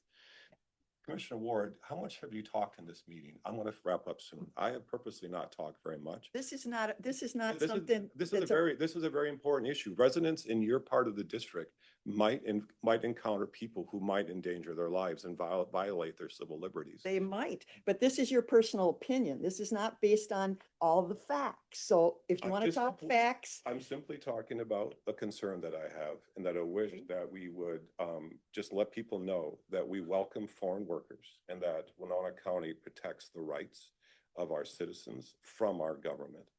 I'll just simply stop there. And again, if we look at how much you and I speak at any county board meeting, it's clear. So just please give me my time to speak when I have an issue to talk about. I'll wrap up there. Thank you. Commissioner Elsing. Good. Yeah, so Happy New Year, everybody. A couple things, I just wanted a comment came to mind and somebody, a very wise, successful small business, one of the greatest organic farmers I've ever met, lives on just the other side of the river, helped hundreds, if not thousands of farms succeed in Wisconsin. And he told me years ago, he said, to make change, the little things aren't anything, they're everything. But big things are obvious to change. Most of the time, change is a series of small events or things, but they take time to figure out. And that's what we're doing. We're diving into a lot of little things to make big change. And the obvious things generally are, if we find something big and glaring, it's usually an oversight and somebody gets fired. It's a series of a lot of things to make change. And if we're trying to tighten up a budget, the discussions need to have, the rocks need to get kicked over, the credit cards need to get questions. And, Bob told me that, I'll allude this, Bob Schmitnick, I mean, he's just a phenomenal guy. He set precedents for animals. And so in my mind, most of the time, these conversations can seem petty and time consuming, and they do. But it's still necessary to move forward. And so the second thing I wanted to bring up, I said Happy New Year. I did bring up with Chelsea today. I brought up the Minnesota City. I just wanted on record that I'm still trying to get this Minnesota City school situation. It's been over a decade, I believe, since we've been doing this. And it was, I guess maybe this is a little bit on the board side, but I think 13 years. Am I wrong with that, Administrator No, Bolte? It's about 13 years. And I was told today, and this is nothing against Chelsea, I understand what she's trying to do, but I want to see maybe if there's a potential way we can make a board action to accelerate this. I think 13 years to figure out what to do with a piece of property from the county is just asinine. And, I started this process when I first got on. We're still not getting anywhere. I get what Chelsea wants to do, which is lump it up with a few other properties. But I made the comment that said, hey, one big building in a small community is completely different than a big building in a big community. It doesn't mean as much, but to these people, it means a lot. And so I just asked if we could potentially, even if it doesn't fit a protocol necessarily, it might be a little easier to lump it all together for the sake of that community that has been more than patient to deal with this school. Is there a way we can put a focus and ask a particular department to push this thing ahead? I mean, these people have been staring at this eyesore for how long, wanting to do something with it, and probably missed a lot of good opportunities what to do with this. So I don't know if it's a board action, a committee of the board thing. Is there some way that we can put precedent on getting this resolution to the school sale? A process is, if you could state this as a motion and get a second from someone at the table. Yeah, at least more discussion on if there's a way we can expedite this. So I guess I have a motion that we put something on the committee of the board that we can have some sort of discussion about the Minnesota City School. Is there a I second? would second it because I don't have much information Yeah, on it. me neither. Yeah. Yep. Okay, so, no, so noted. Anything else? We're moving on then to Commissioner Ward. Thank you. I did want to say, I was combing through our policies, really trying to see if we have direction related to things that get said as comments by commissioners at the end of the meeting. I know I always try to limit to county business, not just stuff. But the closest I can come is on our agenda. It says agenda items should be limited to legislative actions, quasi judicial decisions, policy discussions, or informational presentation reports, which isn't that specific. But Commissioner Ward, please go on. I think everybody received an email from Lisa Dirks on Extension. Mhm. They have a number of great opportunities for the public to engage in. One is sustainability in the community, and I don't know if like even the EDA would be interested in it. But one of the big things is forest. And we got a lot of forest in Winona County. We got a lot of trees on the hills. There's a forestry discussion about taking care of our forests and woodlands. I believe that's a Zoom one on Friday. Each Zoom will be on Fridays, January through April. So I think there's a value for residents that have own forest land. The other one is a free workshop on human trafficking and child sexual abuse prevention. That might be something that some of our human service people want to. And then another one, Waves of Hope Suicide Prevention event at the end of January in Lake City. But some good things that the University of Minnesota Extension is putting out for community events. I'm not sure if we can put a link on our county website of what Ms. Dirks had. Is that allowed? Well, Upcoming events they or something? have a website. They have a website and everything. It's on our website. Yeah, okay. But I think there's a lot of good things going on and they always provide very good research-based information. The other one then for future board action, I would like us to have some type of discussion on establishing a policy for rotation of chair and vice chair in the future. I mean, I know it'd be a year off, but just to put that on the agenda, if I have a second to that. Sure, I'll second. Okay, it doesn't need to be handled right now, but sometime before the, the end of 2026, which will fly by fast. And then I'll advise Chair Meyer, January 31st, you need to put on your calendar, maybe you already have, the League of Women Voters has for all local electeds. I think Attorney Sonneman, you've been at that in the past, where they have a round table of what the agenda items are. Is there an eggs and issues? That's probably also coming up. Yeah, I've not seen it. but You're not aware of it, though. not yet. yes, I'm trying to think, yes, there is something, you'll have to check with the chamber on that. That's If you find anything, send it. yeah, that's coming up and everything. And then to remind everybody, and I think, is it 4 o'clock Thursday, we're having the America 250? Yes. Okay. I thought it was great over the holiday. I don't know if anybody had a chance to see where they put images on the Washington Monument and in regards to the celebration of 250 years. I mean, they had the Washington Monument, if I got the right one? Mhm. Yeah, the tall one. They had a picture of the space shuttle going up on that. It was awesome, the graphics and everything, and they did a lot of things.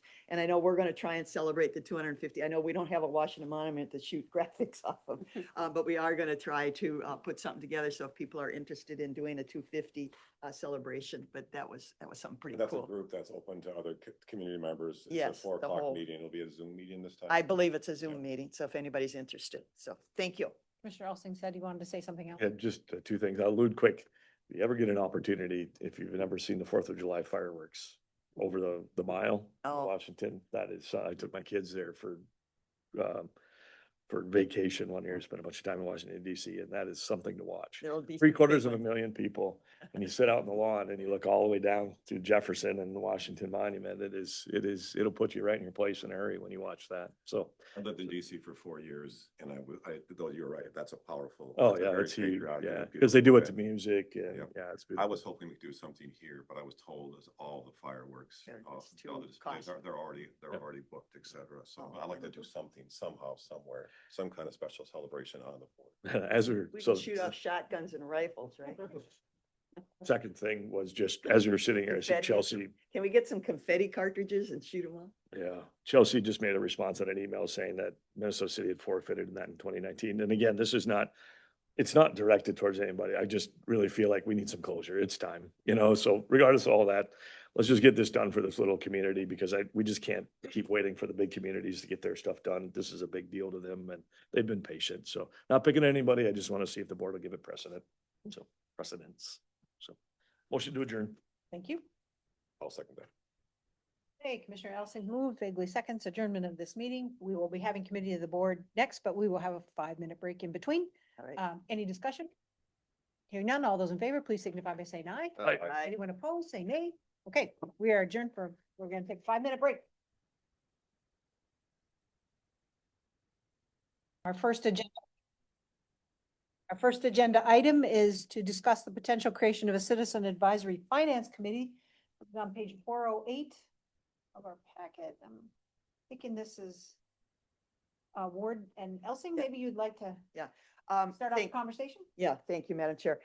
Yes, I've been asked by some citizens to create a finance advisory committee, both from, as Commissioner Elsing, the transparency focus, helping to explain to the public how our finances work and how our budgeting works.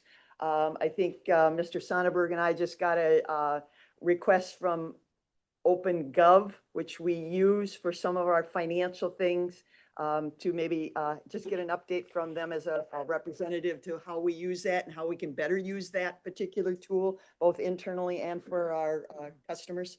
So, and it wouldn't, I'm not intending it to be a micromanagement tool, but a bigger tool to understand government finances. Okay. And be helpful. Any other conversation? I guess my thought process is as much as anybody might disagree with this, is that, the funding structure of a tax of a government entity versus a private business it's too easy to just stick our hand out and ask for more. And, what's the old saying, preachers and politicians? Well, I'm one of them. But at the end of the day, I still go back and say that the structural aspect of running a business when there's a consequence to making a bad decision carries with it a heavy hand.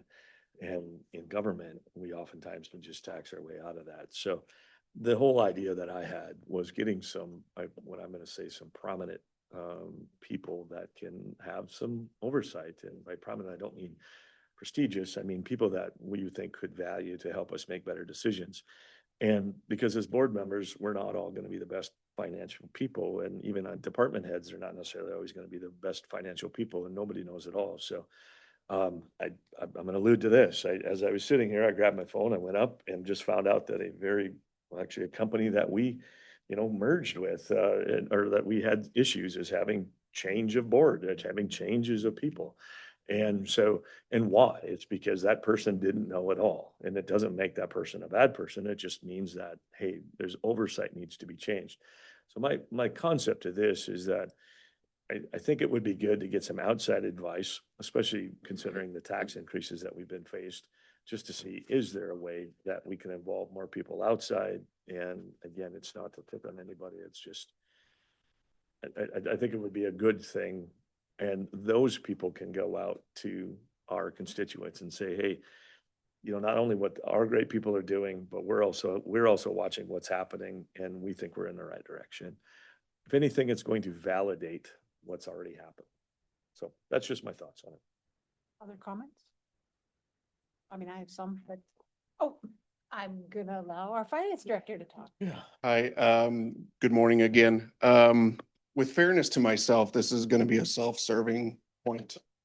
I've been here for 2 months now, and I'd really like the opportunity to figure things out for myself instead of soliciting advice from people that are gonna need training themselves on how county government works. So, it's just agreed, transparency is absolutely very critical. I'm offering that to any of you that are on the board to learn and get more intimate with that yourselves, should that need be there. But we have leadership that is new in various areas.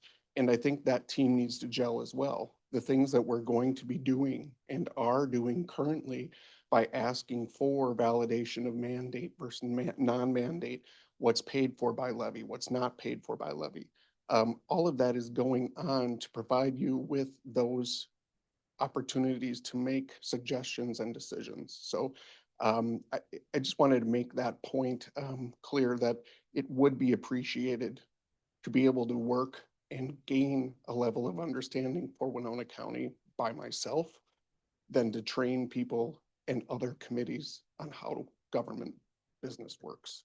Mr. Sonnenberg, we've been told that we're gonna start a process. It's called activity-based budgeting. And is that what you're? I'm not involved with that myself. Okay. Yep. was That the concept previous- was that of the previous finance director. Okay, so, but are we still going to proceed with that effort? That is very similar to what we're doing as far as clarifying what are levy funded and what are you paying for each service. And that is that spreadsheet that was partially complete Yes. when we got our packet that Yes. shows all the functions, whether it's mandated, whether it's a core function, and then how is it being funded? Correct. And that's broken out by department. Correct. And we're gonna proceed with that. And when could we expect that we would have our first meeting? I mean, for the board to start to do that, and would it be a specific department? I mean, I understood that planning environmental services was the first one. Yeah, the goal is there for the first meeting in February. So we sent out a request for information on the 7th, and that information is requested to be submitted to me by the 23rd of this month, so we can pull in and capture as much department head feedback on their areas of operations to provide to the board. Okay, and so did we receive this separately, or was this in the packet? I apologize for the That other was- question. At our table. that was- I laid it on. Yeah. Okay, Okay. so you've got one too. Okay, all right, thanks. Well, I can appreciate Mr. Sonnenberg's concern of trying to train people. I question what we put on our website and how much transparency and I've always found our website very difficult to navigate. And I don't know. So there was a gentleman, a vendor, this OpenGov, and we use that for part of our The website. front facing financials. Yeah, Mhm. yeah. So I mean, Dashboard. again, maybe I'm just not using it right or don't know the tools. So, and he did ask for a quick, 20-minute overview, and maybe additionally, because I said you were new, Mr. Sonnenberg. So maybe after that, we can somehow provide better and more timely information to our constituents that have concerns with this. We have some watchdogs in the community that Great, want yeah. to know. And so maybe through that tool, we can provide better information. Because unfortunately, by the time we start talking, well, we talk levy early on, but by the time we set it, there's not much flexibility and change, I would have to say. It's pretty set in stone. So I think that's what they're asking for. If they can see things in a timely manner ahead of time, and maybe that'll be the tool. Yeah, correct. I think there's also been a disengagement from OpenGov within the finance department just because of turnover. Yeah, and it's old information, some of it's very old. It's pulling current information Okay, that now. is in our financial CRP. So it is putting out information, and that is working. However, I think the amount of utilization that we have in place is perhaps questionable, and I would agree on that. So you and I should probably communicate a little bit about OpenGov and what dialogue I've had to this point and the dialogue that you're looking to obtain. And does it have value? I don't know. That is my question as well, because it showed up on my email inboxes, make a decision on whether we're going to use this or not. I And used it just last week. okay. I use it to What? get budget numbers. What? When you could Oh. not speak to Commissioner Vegley's class, he asked me to come. Oh, yes. I used it that day to get budgetary numbers so that I could Oh. say, here's how much we're spending by department. This is what our biggest Okay. item is. And so maybe training on that would be, or like it comes with some canned reports. And it could perhaps have a canned report that was so that you could do this budget comparison by department Okay. and find out what are our biggest departments and what is it we're spending it on. So I apologize because I gave you the floor. No, that's fine. Yeah, just, we're just having a discussion here. No, and I can appreciate, I guess, I'm not sure the training aspect to, what this advisory committee might be. I'm gonna maybe kind of flip that and say, really in reality, should be experienced people that could relatively train us. That's what I'm looking for. I'm looking for the insight to help us, not we train them. Now I realize they're gonna have to figure some things out. But the idea is that, the free help that this would provide would be to make our jobs easier. I guess I have a little bit different vision of what I would expect out of this committee to try to help rather than to just for oversight. So I wouldn't want to push it under the table just based on that concept. I think the second thing that the realization of anything, so I go back to business, is I create redundancy in what I do. Meaning that if somebody self-terminates and leaves, the company needs to go on, the county needs to go on, and who picks up the slack and how much time do you have and who has the oversight and understands the policies and the procedures and all the way down to changing the toilet paper rolls. It's got to be somebody's job. So at the end of the day, I look at it and say, we have seen turnover in some of these. And so whether somebody decides this job isn't for me, or unfortunately they get hit by a bus and they're no longer with us, that is my common say when in my business, is that how do we keep going? And having an advisory committee helps the next person get up to speed much quicker without putting it onto other personnel's time frame. So it's both a safety net in one position, and it's also advice back. The idea is to be a strength for our leaders to give, whether we take that advice and do something with it.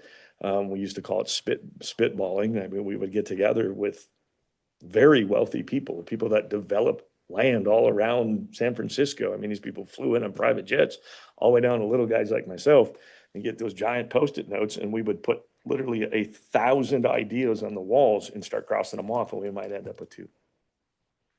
It's how business planning works to run companies. It's how we are pushing a 9-figure budget in this county. Let's think about that. That's a lot of money to manage. And so any oversight from business professionals, public, that's somewhat credited or validated, to me would be, I would love if a group of people would freely come in and help advise me. I would love it. I would invite it. You pick the spot and I will show up. So at the end of the day, it's for me, I don't want to sweep it under that, although I can appreciate that. The whole function of this board would be to protect us for change, because we're going through that, and then also to help us. That would be what I would want the function of this board to be. Further discussion? Otherwise, I have some thoughts. So the, when I went to the County 101 training from AMC, the main function of the county board given to us by the powers of the state constitution are that we set the budget and we levy the taxes. And so in my mind, that is the transparency, that I am directly accountable to the people who vote for me. If they think that I'm setting a tax levy that's too high, they have the right to vote me out of office. They have that for all of us. And I think that that provides more response and transparency than appointing some people who were not elected and asking them to make decisions about the county finances. So from a pretty fundamental standpoint, I don't think that it is more transparent, and it doesn't give more openness to our constituency to put some other opaque layer of appointed people in between there. I have been sort of making a list of the kind of the ideas behind why the impetus for this.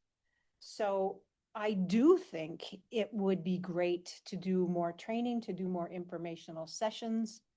One of the Washington County commissioners at the MICA meeting talked about how they don't just do truth in taxation. They actually have like a coffee hour in advance of that. That's more informal. Maybe that's a thing we should think about, and not just doing it then, but maybe we should try to have some other methods of kind of letting people understand how taxes work. And I think that our responsibilities are complicated enough, right? There's a training that we have to take to understand property taxes and how they work, and a couple of us have to be certified in order to have that meeting. Intergovernmental transfers, this idea that we have mandatory and non-mandatory services, that maybe the HHS budget is 22 million, 7.5 of that is coming from the levy, the rest of it is intergovernmental transfers. I mean, our financing is complicated, and government financing and county financing with respect to how the state government works is not just regular financing. So there's a special governmental set of accounting rules that we have to follow. And so I think that we as commissioners, I am happy to make a commitment that we need to learn the ins and outs of all of that. And we need to have meetings where we have those conversations and have like insight into those kind of nuances of how county government works or how government works. But I think what I'm hearing staff say is it's one thing to train us, it's another thing to have to train a board of citizens. And for this year, at any rate, I would like to focus on this. I guess we're calling it forward budget planning. That's what I would like to focus on. And I would like our staff to focus on giving us the insights that they've been talking about. So I don't support this extra committee. I do support kind of the ideas behind it that Commissioners Ward and Elsinger have expressed. And if there are ways that we can achieve those things, I would love to do that. But I'm not sure that for my thinking, this committee is the way to do it best. Commissioner Elson. Duly noted, and I can see that side. I think maybe the way I interpreted that was that what is the function of this board, which is the precedent of everything that was said afterwards, because the first comment was that this was a board that would make decisions. I believe that's almost verbatim. This board is not here to make decisions. This board is just simply to give advice. This board is simply to just have to be able to look deeper than what, say, a common constituent might do, to say, hey, we know a way to maybe do this a little bit better. Are you interested in hearing that way? Here's what it is. The idea of this is that a group of people that want to do community service, that to look through the numbers, to look through the policies and the procedures that are all public information anyway, that are willing to donate their time to come back and say, hey guys, here's a way to do something more efficient or better. What do you think? It's not a decision board, but yet I also disagree that, we don't work, that our sole job is that. We have multiple committees that we appoint. We just literally appointed a whole bunch of people to committees. So we do it all the time. So just to throw this out and say it doesn't fit based on what our job is, we literally just passed a whole bunch of committees and volunteers that are on those committees that are non-elected officials that we receive advice from. And some of them get to, in essence, help dictate how we think almost directly, such as our planning and zoning board. So, and should have a direct influence. That's why we put them into place, because we don't have the ability to do everything ourselves. So at the end of the day, I think if we fall under a narrative that this is a decision-making board, then yeah, I would agree with that. I don't think that's how we would frame this up. I really want this as an asset and a resource to both allow people in our community that have major concerns to have a little more say, and allow some people that are going to have the wherewithal to sit down and evaluate some things and help our employees, help the constituents understand better. So I think it depends on how you perceive what this board is going to determine whether you would support it or not. I would like to keep it in a non-decision based board, just as all the other boards that we have, ultimately we have the say. And it's no different than a health advisory board. Are they making decisions for us? No, but the whole concept is how do we take that information and implement it to what we do? So I go back, and one of the biggest things that I'm seeing is turnover. Somebody brought that up a little while ago, and turnover creates chaos. It creates turmoil, and we know that. And so this would be a group of people that could help mitigate that turnover when we have it, whether it's self-induced or by accident. I go back again as a business owner. If somebody came to me with this idea and said, I'm willing to give you free advice, in the end, I discern what advice I want to take, but sure as heck ain't going to turn it down. That's just ignorance. So if there's a group of people that are willing to do this, that we can credit, that we can say, yes, this is what we want, I don't know why. I think we'd be foolish to turn it down. And I know there's some people that have already offered to step up to the plate. I'm on the fence on this because I can see the positive potential of a group like this. I also am concerned about how it could be loaded with people with political, they won't follow the facts. They come in with a already preset conclusion, and they're going to just use it as a sounding board to promote their political views, et cetera. It's going to be I'd give them a platform to talk about this, that. I think there is a way that it could be productive. And in the past, we had a finance committee. It was many years ago. Commissioner Ward, were you on a committee with Commissioner Pomeroy? Was it many years ago? No. Didn't we have something like a finance Yes. committee? Yes, you were. Was that? Yes, you were. For a little, Okay, for, sorry. for at least a short while. So there is the positive potential for it. And I know that the board, it took us almost 2 years to, I'm sorry, go ahead. No, you have the floor. Took us almost 2 years to create the Veteran Services Advisory Committee, and I understood that. I can see Mr. Sonnenberg's point is I think he also needs to be given time to like just become more familiar with his own department and this monster called county government, et cetera. Like, I don't want to say no forever, but maybe revisit it in June or so. And if Commissioner Warren and Elsing, if you had like, I was asked and made sense to give like what do you have in mind? With the Veteran Services Committee, we meet twice a year. And it's a pretty, this probably would meet, I'm guessing more often, but I'm not sure. But the idea of, and we could find people who would have time, both from the private sector, which is very important, and also perhaps some people with government sector experience, because the public sector is a very different accounting system. But I can see why this could be potentially useful, but not. I'd like to return to it in June, give Mr. Sonnenberg some more time and see what he thinks. And if Commissioner Warren and Elsing could develop more ideas about what it would look like, I'll stop there. Commissioner Meyer, if I Yes. may. So our office conducted a survey of as many counties in Minnesota that we could get a response from. And we have yet to find a single county who has an external advisory members on a finance committee. They have internal finance committees, which include 1 or 2 commissioners. We have not found any county that has all commissioners, but we have not found a single county yet that has external members on it. And I'm just sharing that as information. But that's what I want to let you know. Mr. Olson. And great, we pride ourselves on being one of the only companies that blends fertilizer the way we blend it. You know, at the end of the day, that's what keeps us in business. And so I'm not afraid to start a new trend if it's a positive trend, and it's nothing alluding to that. It's just, that means no hide nor hair to me. It's what's right for us.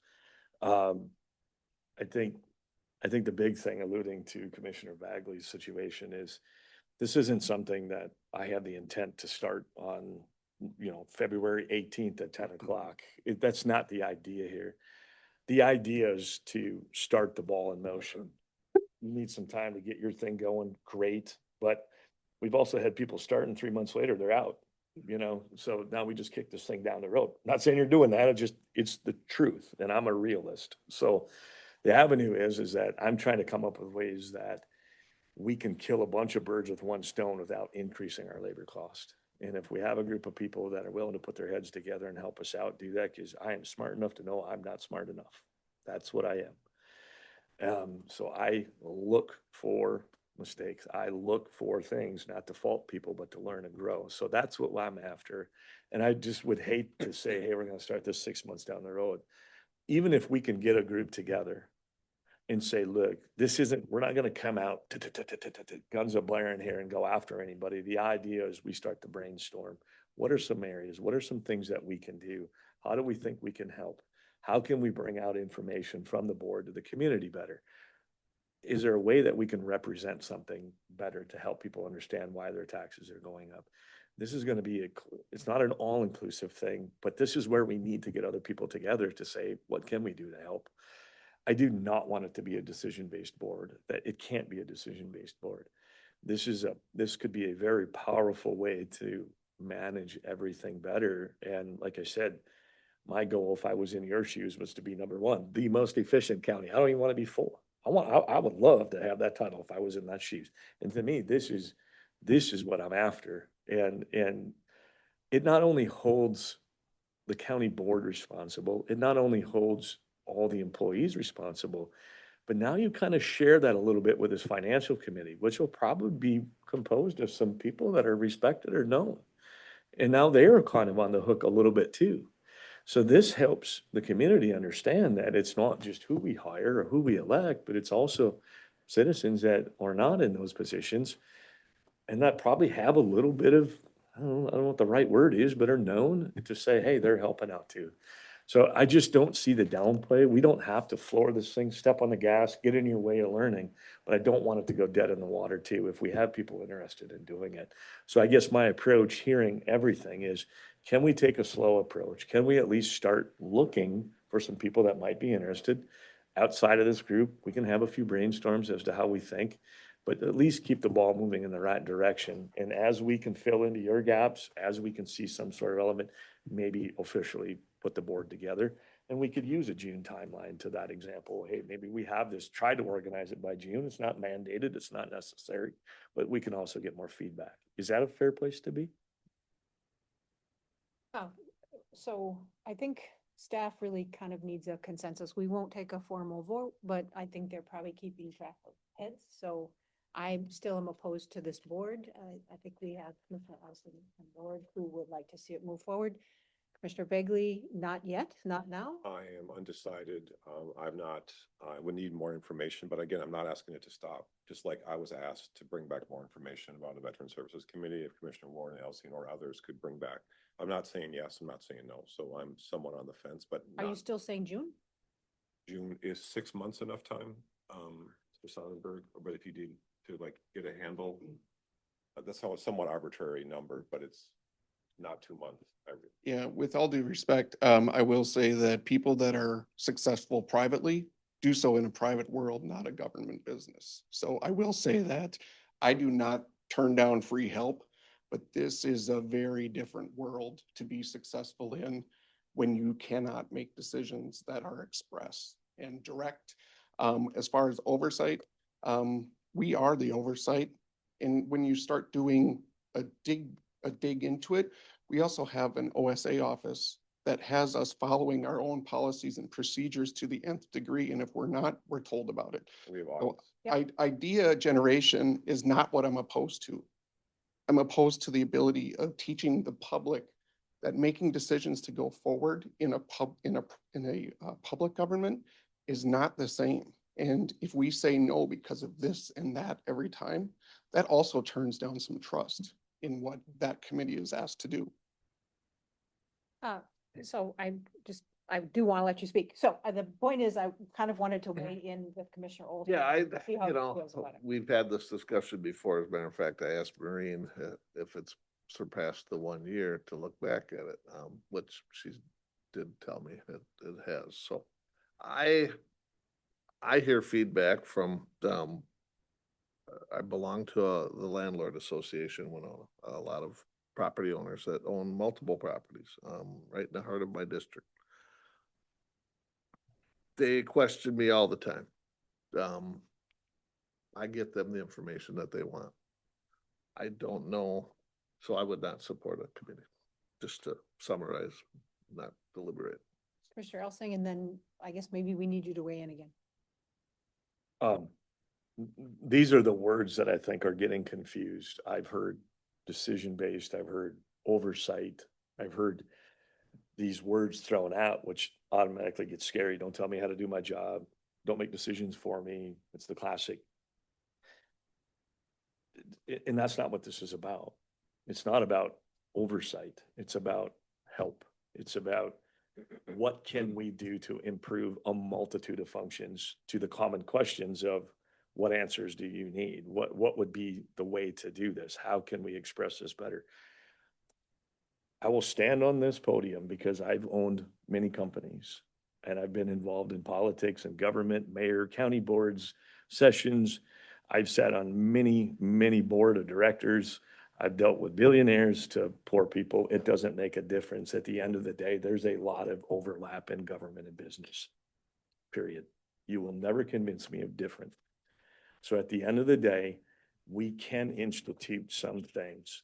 And what's crazy is oftentimes it is business officials, business people, I should say, that are trying to come forth and say there are better ways to do this. Pay attention. One right across the street right there. They've done pretty well for themselves. And, you know, at the end of the day, I think what we have is a group of people that are saying, hey, we just want to be sure. We're not here to have oversight. We're not here to make decisions. We want to participate, but we don't know how to participate.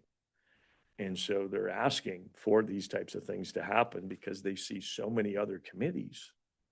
I mean, think of all the committees. Look at the ones we just did. And they're saying, hey, we're willing to pay attention. We're willing to help you out. We're willing to give your advice for free, which in my world, I would love to have. So when we look at audits, understanding what audits is at a government level is completely different than auditing a business. And auditing a government isn't coming in and asking, why did you spend $411.72 on a toolbox? That's not what an audit is in government. That's not the way that works. So there is no oversight as to why are you doing what you're doing or how could we do it better? It's just simply, are you following the rules? That's it. That's what the government is. Are you following in the parameters? We could talk about every audit we do here for cities, for Whitewater Joint Power Board, for SWCD. In fact, I argued some of the audits on there because they set a threshold of $5,000. And I said, how many transactions and things do we do under $5,000? Most of them are. You know, like when we have possessions and things on a shelf. So we need to tighten the audit up if we're going to keep track of things like that. So audits, in essence, don't really do anything to help guide. They just simply say, are you following a policy? But they're not questioning the smaller things. So I really do think, for the sake of our constituents and the transparency and the opportunity for them to feel involved, no different than so many other committees that we have, that I would say it would be, I'm going to make the case that we need to continue to try to at least implement this in. And I don't want to wait until June to start it. I would like to have the ability to begin to work towards it. And maybe by June, we can slowly implement some of the things. Mr. Bagley. I'm not sure if people are hearing what I'm saying, so I'll simply say at this time, not at this time. I was trying to make some offers that are not being heard, so not at this time. Okay, so Commissioner Ward. Commissioner Elsing has expressed it very, very well. So I think from my perspective, I have some people that have been willing to volunteer, and I will continue to seek out what they think that they could bring to the table, what their thoughts are that this would be. I am encouraged by this. Does this mean that as a county board, we will meet each month and follow up on some of these things, or this is all internal? This is the first time I've seen this, the budget planning. Actually, there was an email that did go out, sharing the information that was sent to leadership. But this is a recap of what was sent. So the intent is for this board to, again, if you're amenable to doing so, is to meet January, February, and March, and with the intent of having a game plan, having some decisions for 2027's direction, excuse me, for the levy, so that we can start implementing in 2026, so that you're not going to see the large increases in levy in 2027 and moving forward. As shared in previous meetings, we already know that we're above 9% in the items that we already know about for levy for 2027. So we have a lot of work to do. And so part of the request of the board is to have working sessions every meeting in February for sure. We're trying to get as much together for the meeting in January yet, but in March for you actually to give us direction. What direction do you want us to do on the discretionary spending? We're still going to focus and look at the mandates. At what level of service do you want us to do that mandate? So there's a lot of discussion in the next couple of months that we're going to ask the board. Yeah. Well, that's encouraging because sometimes I think we've not had as much as I would. So I do appreciate that. I think we are going to be the committee. But I am going to continue to ask private citizens what they feel they could bring to the table, why they would want to be on this, what they feel their role is. And then if we can get this open gov, maybe like you said, I haven't used it because I was always frustrated with it. Was in the past, it was old, outdated information. Maybe it's better now. There's kind of a tricky way you have to do to get it to do the bar chart that shows that. Okay, and I have not played with it, so it's my onus to do that. But I'm not willing to totally give up on this. And I think Commissioner Vega is right. I did misunderstand what he was saying. Could we I mean, in the interim, I mean, obviously we can do what we want as private citizens, but in the interim, could we revisit this in June? Is that what you were saying? And have the two of you develop some, like, what it would look like. Perfect. Because that gives us the opportunity to informally see what other people's want. Yes, I would love to be able to do that. So I will 100% agree to that.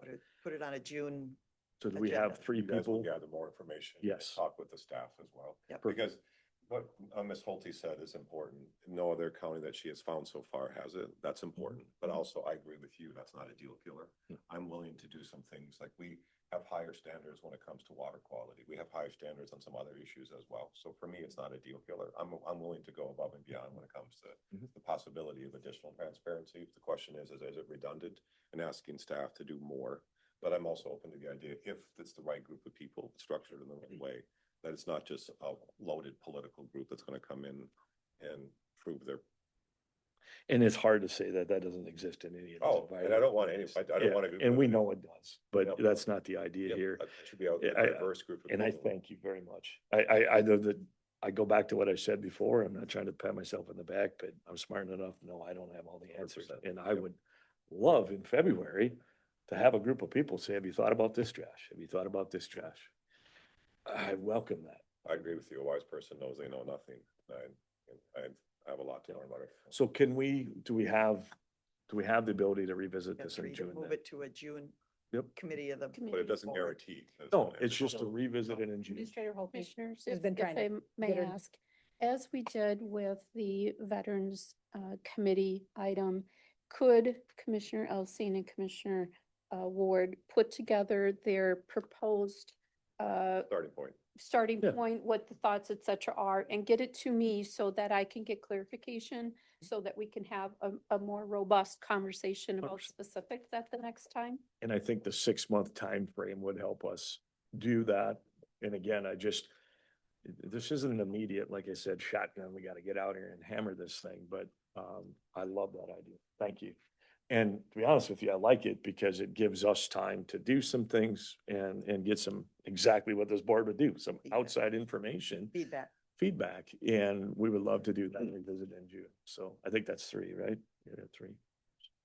And the idea is that at the same time, it doesn't mean to preclude any of this work with this No. idea. Oh, we No. have to move ahead. Yeah, for sure. Yes, And I like 100%. this idea. My only concern is if we're being asked to do things in March, the state, part of what's going to drive our decisions is the state legislature, which that'll all happen at the end of Still May. gonna change, Yep. but we still already know None of this is to 9.35% Yep. increase in levy with what we know now. Well, that also assumes yes.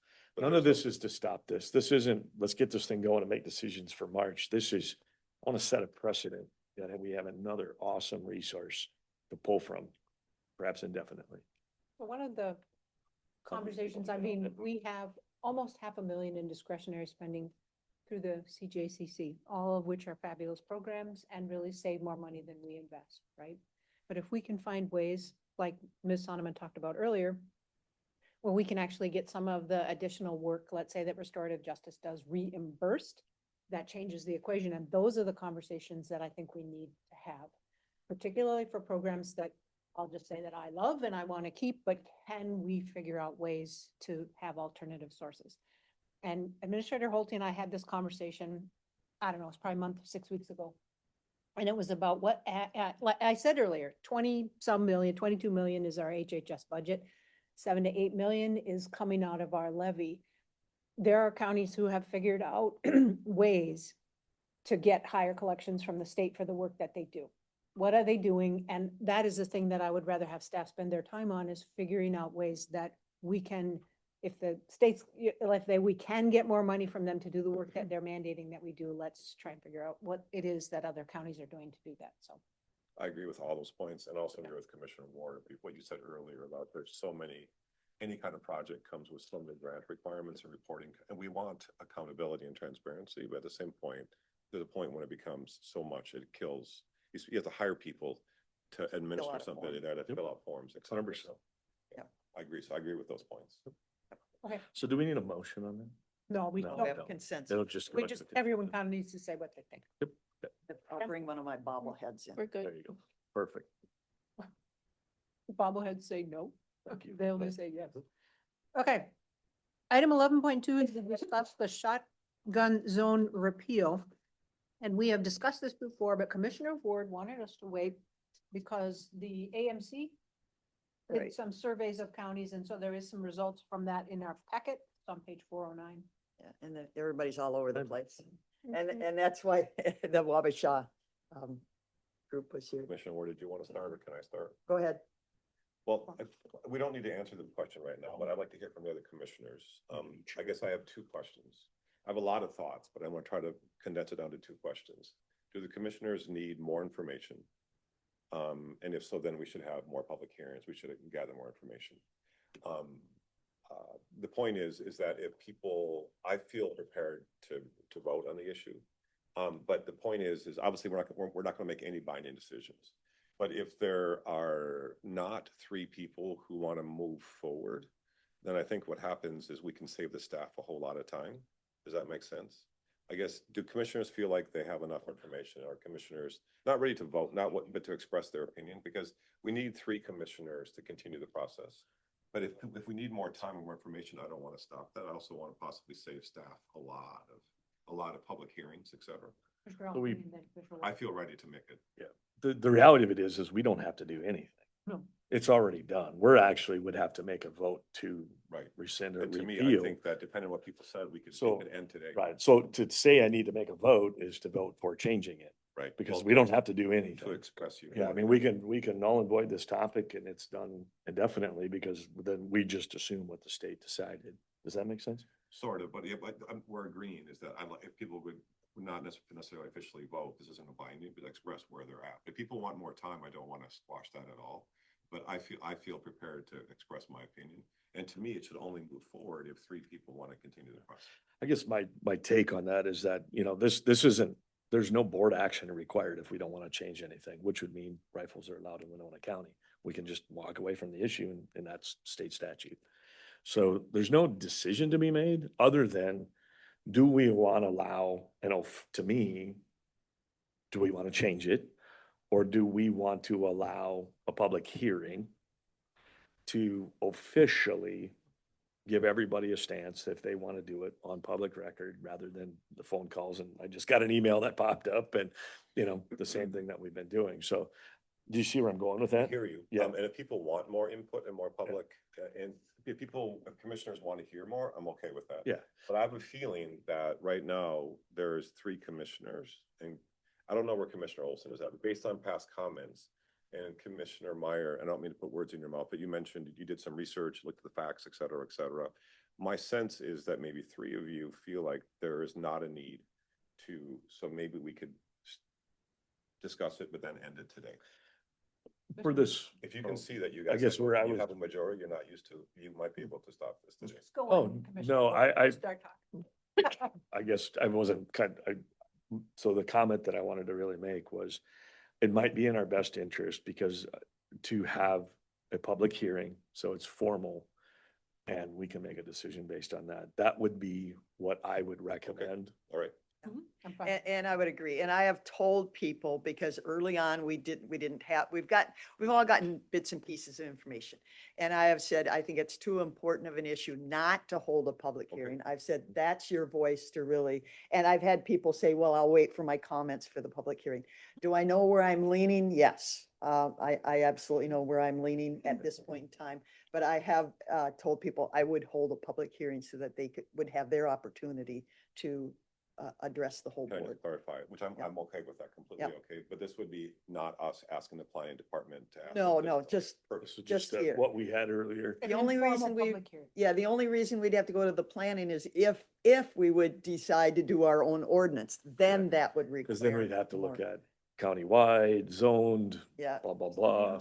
Like a Yeah. public forum to take input. We can call It it. is the hearing, but it's- opportunity for everybody to officially sound their opinion. and that's what they've been asking. And that's what they've been asking, and I've been asked, is there gonna be public input? When can I come? I tell them, come talk to Can I Mike. suggest, Yeah. I mean, what do So you I would think? say February, we usually have our public hearings at night, so I would say February 24th. Yeah, that's fair enough. Okay with me. And I'm okay with that, I'm thinking ahead, I foresee a room full of people. Do we Yeah. want to have it as part of a county board meeting or have it as a separate? Oh, let's do it with the. board No, meeting. with the board meeting. I We're gonna have a would say. room full of people. That's We're gonna okay. have, we're gonna have overflow. That's okay. Just Okay. hold it Self first. refreshments.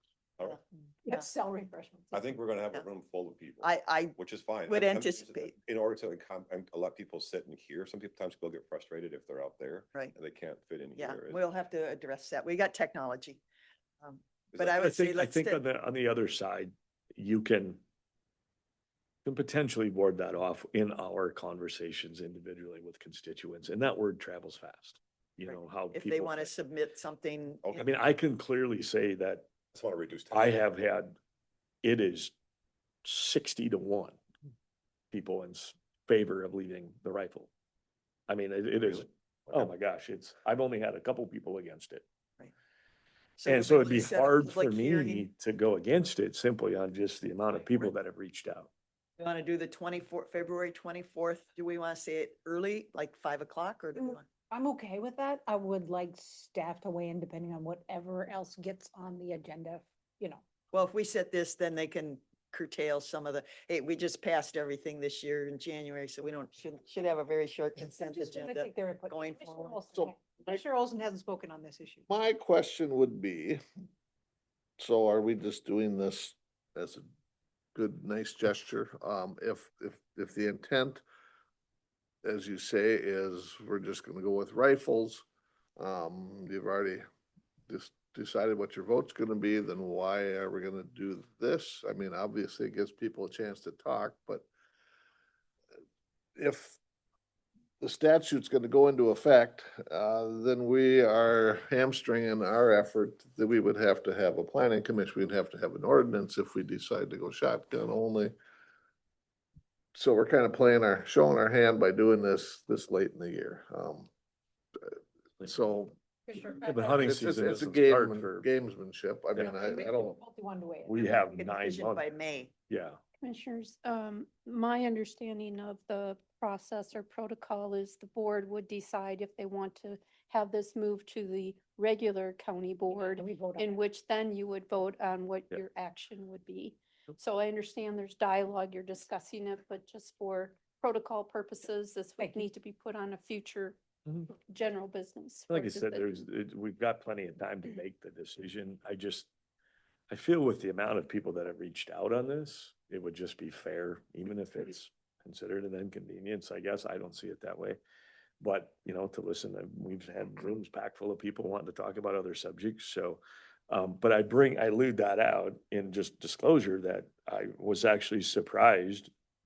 I was surprised living in one of the woodedest areas, literally our state park, of how many people reached out and said they were in favor for it. So like I said, it's gonna take a compelling something to change. Mr. Dunbar. Just a point of clarification. So if you wanted to do a countywide yes, no, it would not necessarily need to be part of the zoning ordinance. You could use the zoning ordinance as a mechanism if you wanted to set up certain zones.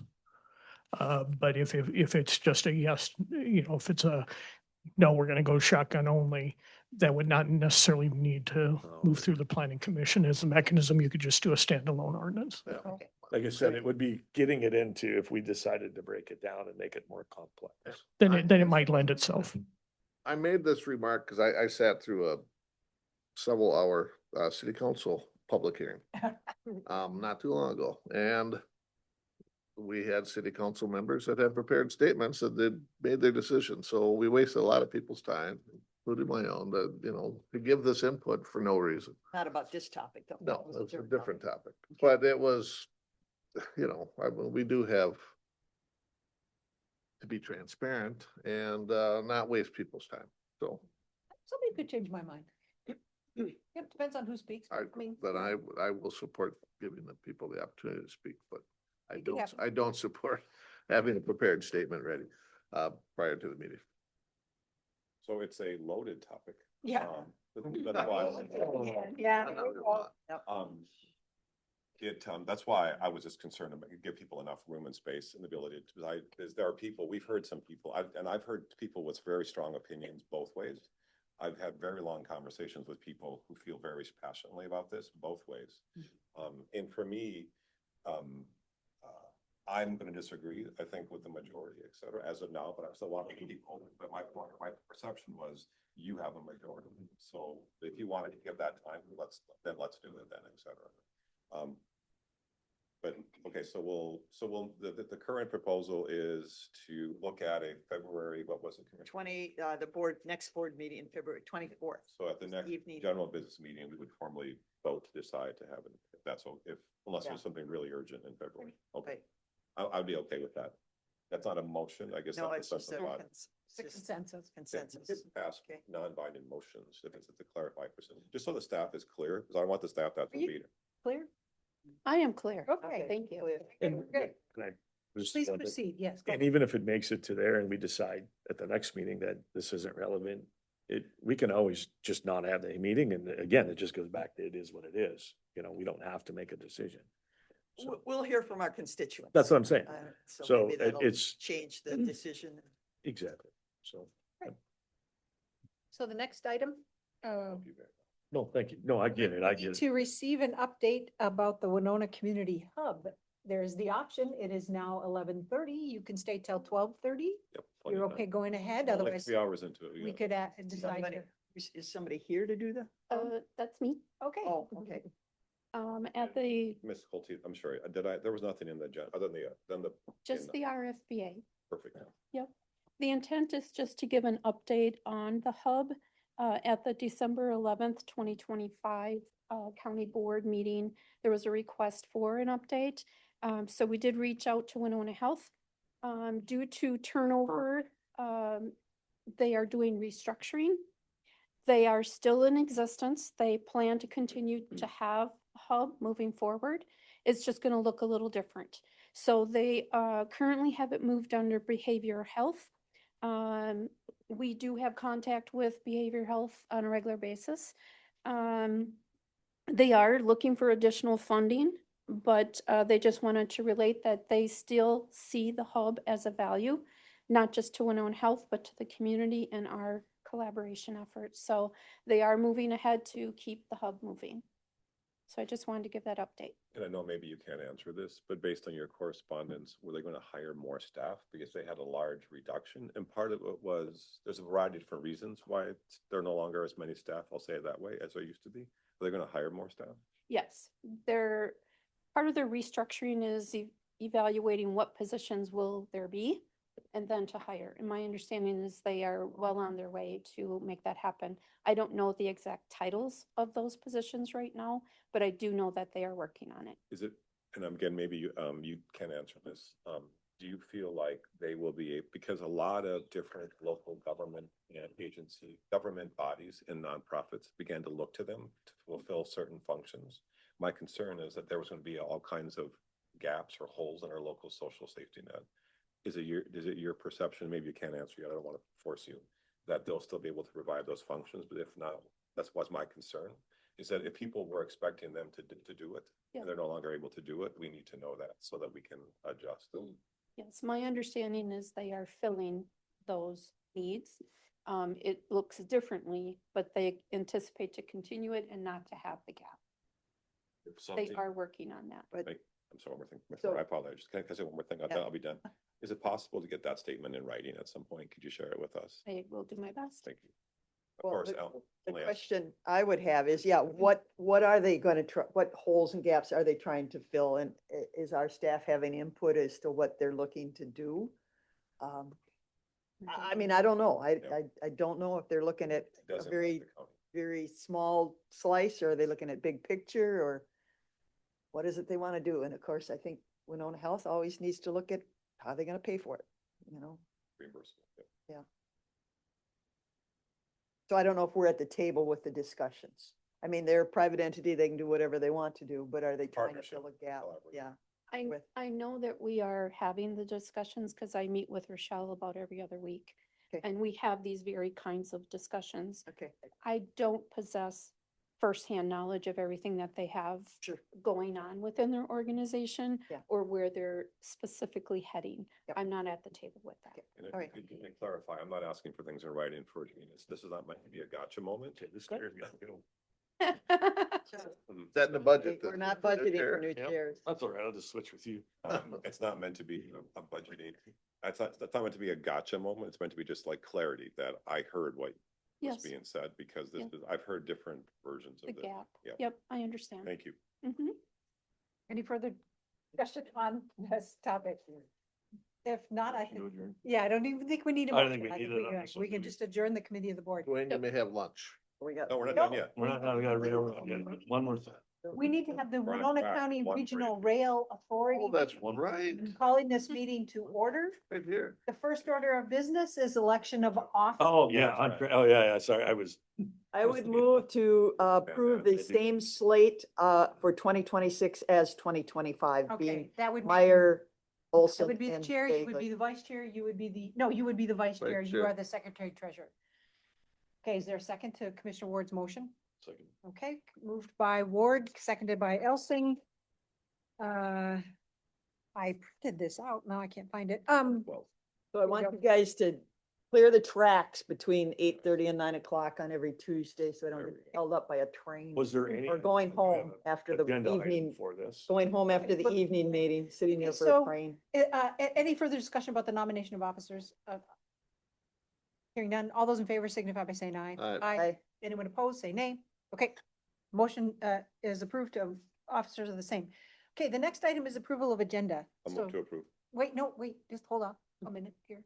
Commissioner Elsing, I think had an I item. wanted to have a discussion about the bin collapse and was there any feedback? Railroad was called out on that, that emergency crew. That was kind of a big deal.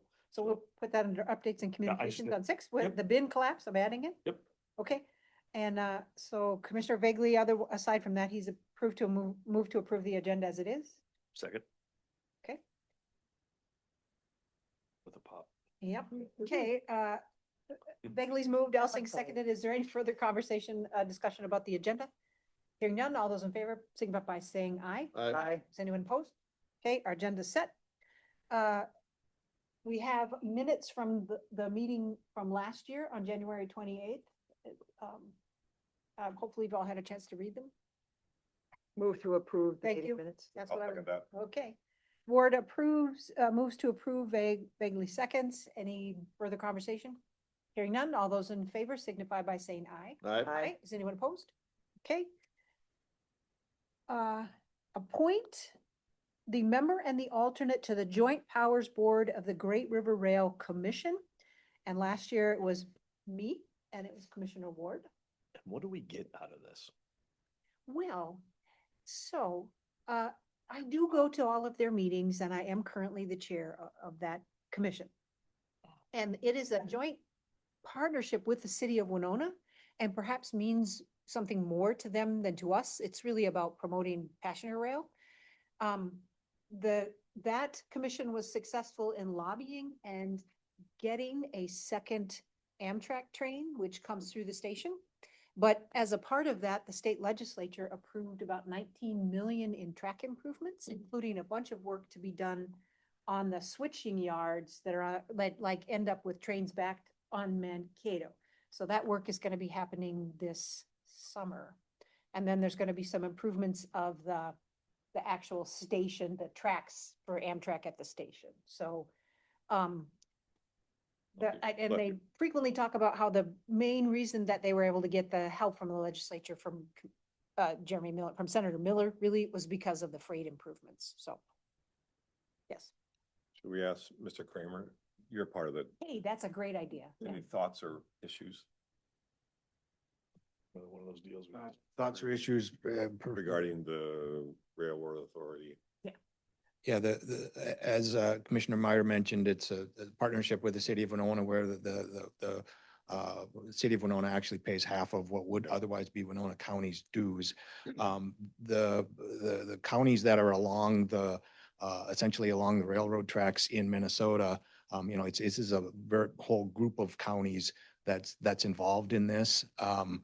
I think it's very beneficial overall from an engagement and moving things forward in a good direction. I think that the Regional Railroad Authority does the Great River Rail Commission does great work and is a good advocate and it as has been mentioned, when issues come up, when this group as a group of counties can weigh in, it really moves the needle. Gotcha. And I apologize. What I was trying to do was, it's something you wanted to share. You came all this way. I assumed it was for this meeting. It is for this meeting. I serve as the executive director for this, so I thought I should be here. Okay. Thank you. Yeah. Can we put a wheelage tax on them? To my knowledge, that is not authorized under law. We could ask, right? You can ask for the law to be Wheels changed. On a train that come through here and such, that would be a big chunk of change. We wouldn't have to charge much. Charge them by weight, then we'd really get money. Yeah. Because it is a convenience and sometimes it's an inconvenience. And do we have a report of where are the Amtrak numbers and such? Yes, we get those every month, and I could send them to you if you want to see them. Are they in the meeting? I don't remember seeing, but I get haven't them- looked hard. I mean, No, we get them from a representative of MnDOT, okay. who gets them from Amtrak, and they're by station, so Oh, okay. how many people are using the Red Wing station, our station? Has it really Is it up, down? increased? Oh my goodness, they took away some cars after the pandemic. Yeah. And so we have more demand than there is seating space on Oh, the really? Borealis. Yeah. Okay. And so one of our big complaints with them is give us more cars. And the state is sort of trying to work out a deal where maybe the state would invest some money in some rolling stock. So Okay, because yeah, the Amtrak trains do look pretty small. I mean. the Borealis is, yeah, See them going down the Did we ever take one? I have, yeah. Yeah, I have. many Been to years ago. Chicago, stayed overnight, went downtown, stayed at the International, got off the big No, train station. almost missed Had the breakfast, professional jumped back on, came basketball back game home. because That was we were fun. late. That was You a know, great- So, and that is one of the issues with the Empire Builder is the one that comes all the way across the country to Chicago. Yeah. This one only comes from St. Paul. Yeah, It's on time. that's on time. But the other one ends up because of late. No, storms and. Yep, yep. We rode it backwards because they had a snowstorm. They couldn't get through the mountains. So there was a guy on there from New York. He had been on the train for 3 weeks. Oh, 3 weeks. 3 weeks. My God. Okay, well, Okay. all right, All right. so I would be willing to be the member, and Commissioner Ward, would you remember being Sure. willing to be the alternate? I would agree to be the alternate. Does anyone want to make a motion? I'll move to appoint Commissioner Meyer and then Commissioner Ward as the alternate to that commission. Their second? Second. Okay, Olson seconds. Any further conversation about it? Hearing none, all those in favor signify by saying Aye. aye. Aye. Anyone opposed? Okay, there we go. So, item 6, updates and communications. Mr. Elsing. Yeah, you had a question. I just was curious, would, I guess, anything come across in your meetings, minutes, obviously with the min class up in St. Charles that, they sent in, it was amazing how fast their response crew got there. That was crazy. And the equipment they showed up with, that was pretty impressive. So I apologize. What rail line was that then? That's the, I don't know. I don't know who owns that. they've line. changed names. Okay.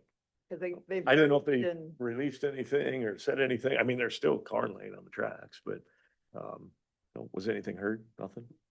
That isn't really in the purview of the Great River Rail, so didn't hear about it there. I didn't know. I would didn't know look if it to- is or isn't, wouldn't have. River is And no, more I'm just, it was just a, That's right, Versus freight. right, that's right. Yeah, we don't. Yeah. First of all, is that Canadian Pacific? What's Kansas City? CPKC is Canadian Pacific, Kansas Southern. So Canadian Pacific bought Kansas Southern. And so they're now doing business as CPKC. The east-west line through the county there that goes through St. Charles is DM&E. So technically it's still owned by DM&E. So it's DM&E doing business as CPKC. It was formerly Chicago Great Northwestern. BC? Yeah. But Okay. it probably DME is probably was quite a long time. It was that they were proposing the increasing the cars for trade for coal trains a number of years ago. That was a big hullabaloo, and then that market kind of fell away. nothing. But, I was just curious. I was just bringing it up. Yeah. Okay. Yeah. The railroad was involved, as was Winona County Emergency Management, Sheriff's Office, and the St. Charles Police and the St. Charles Fire. They evacuated the nearby the grocery stores immediately next to that where the collapse was taking place. And then they also evacuated the hardware store and then Dollar General, which was across the street out of, I would say an abundance of caution.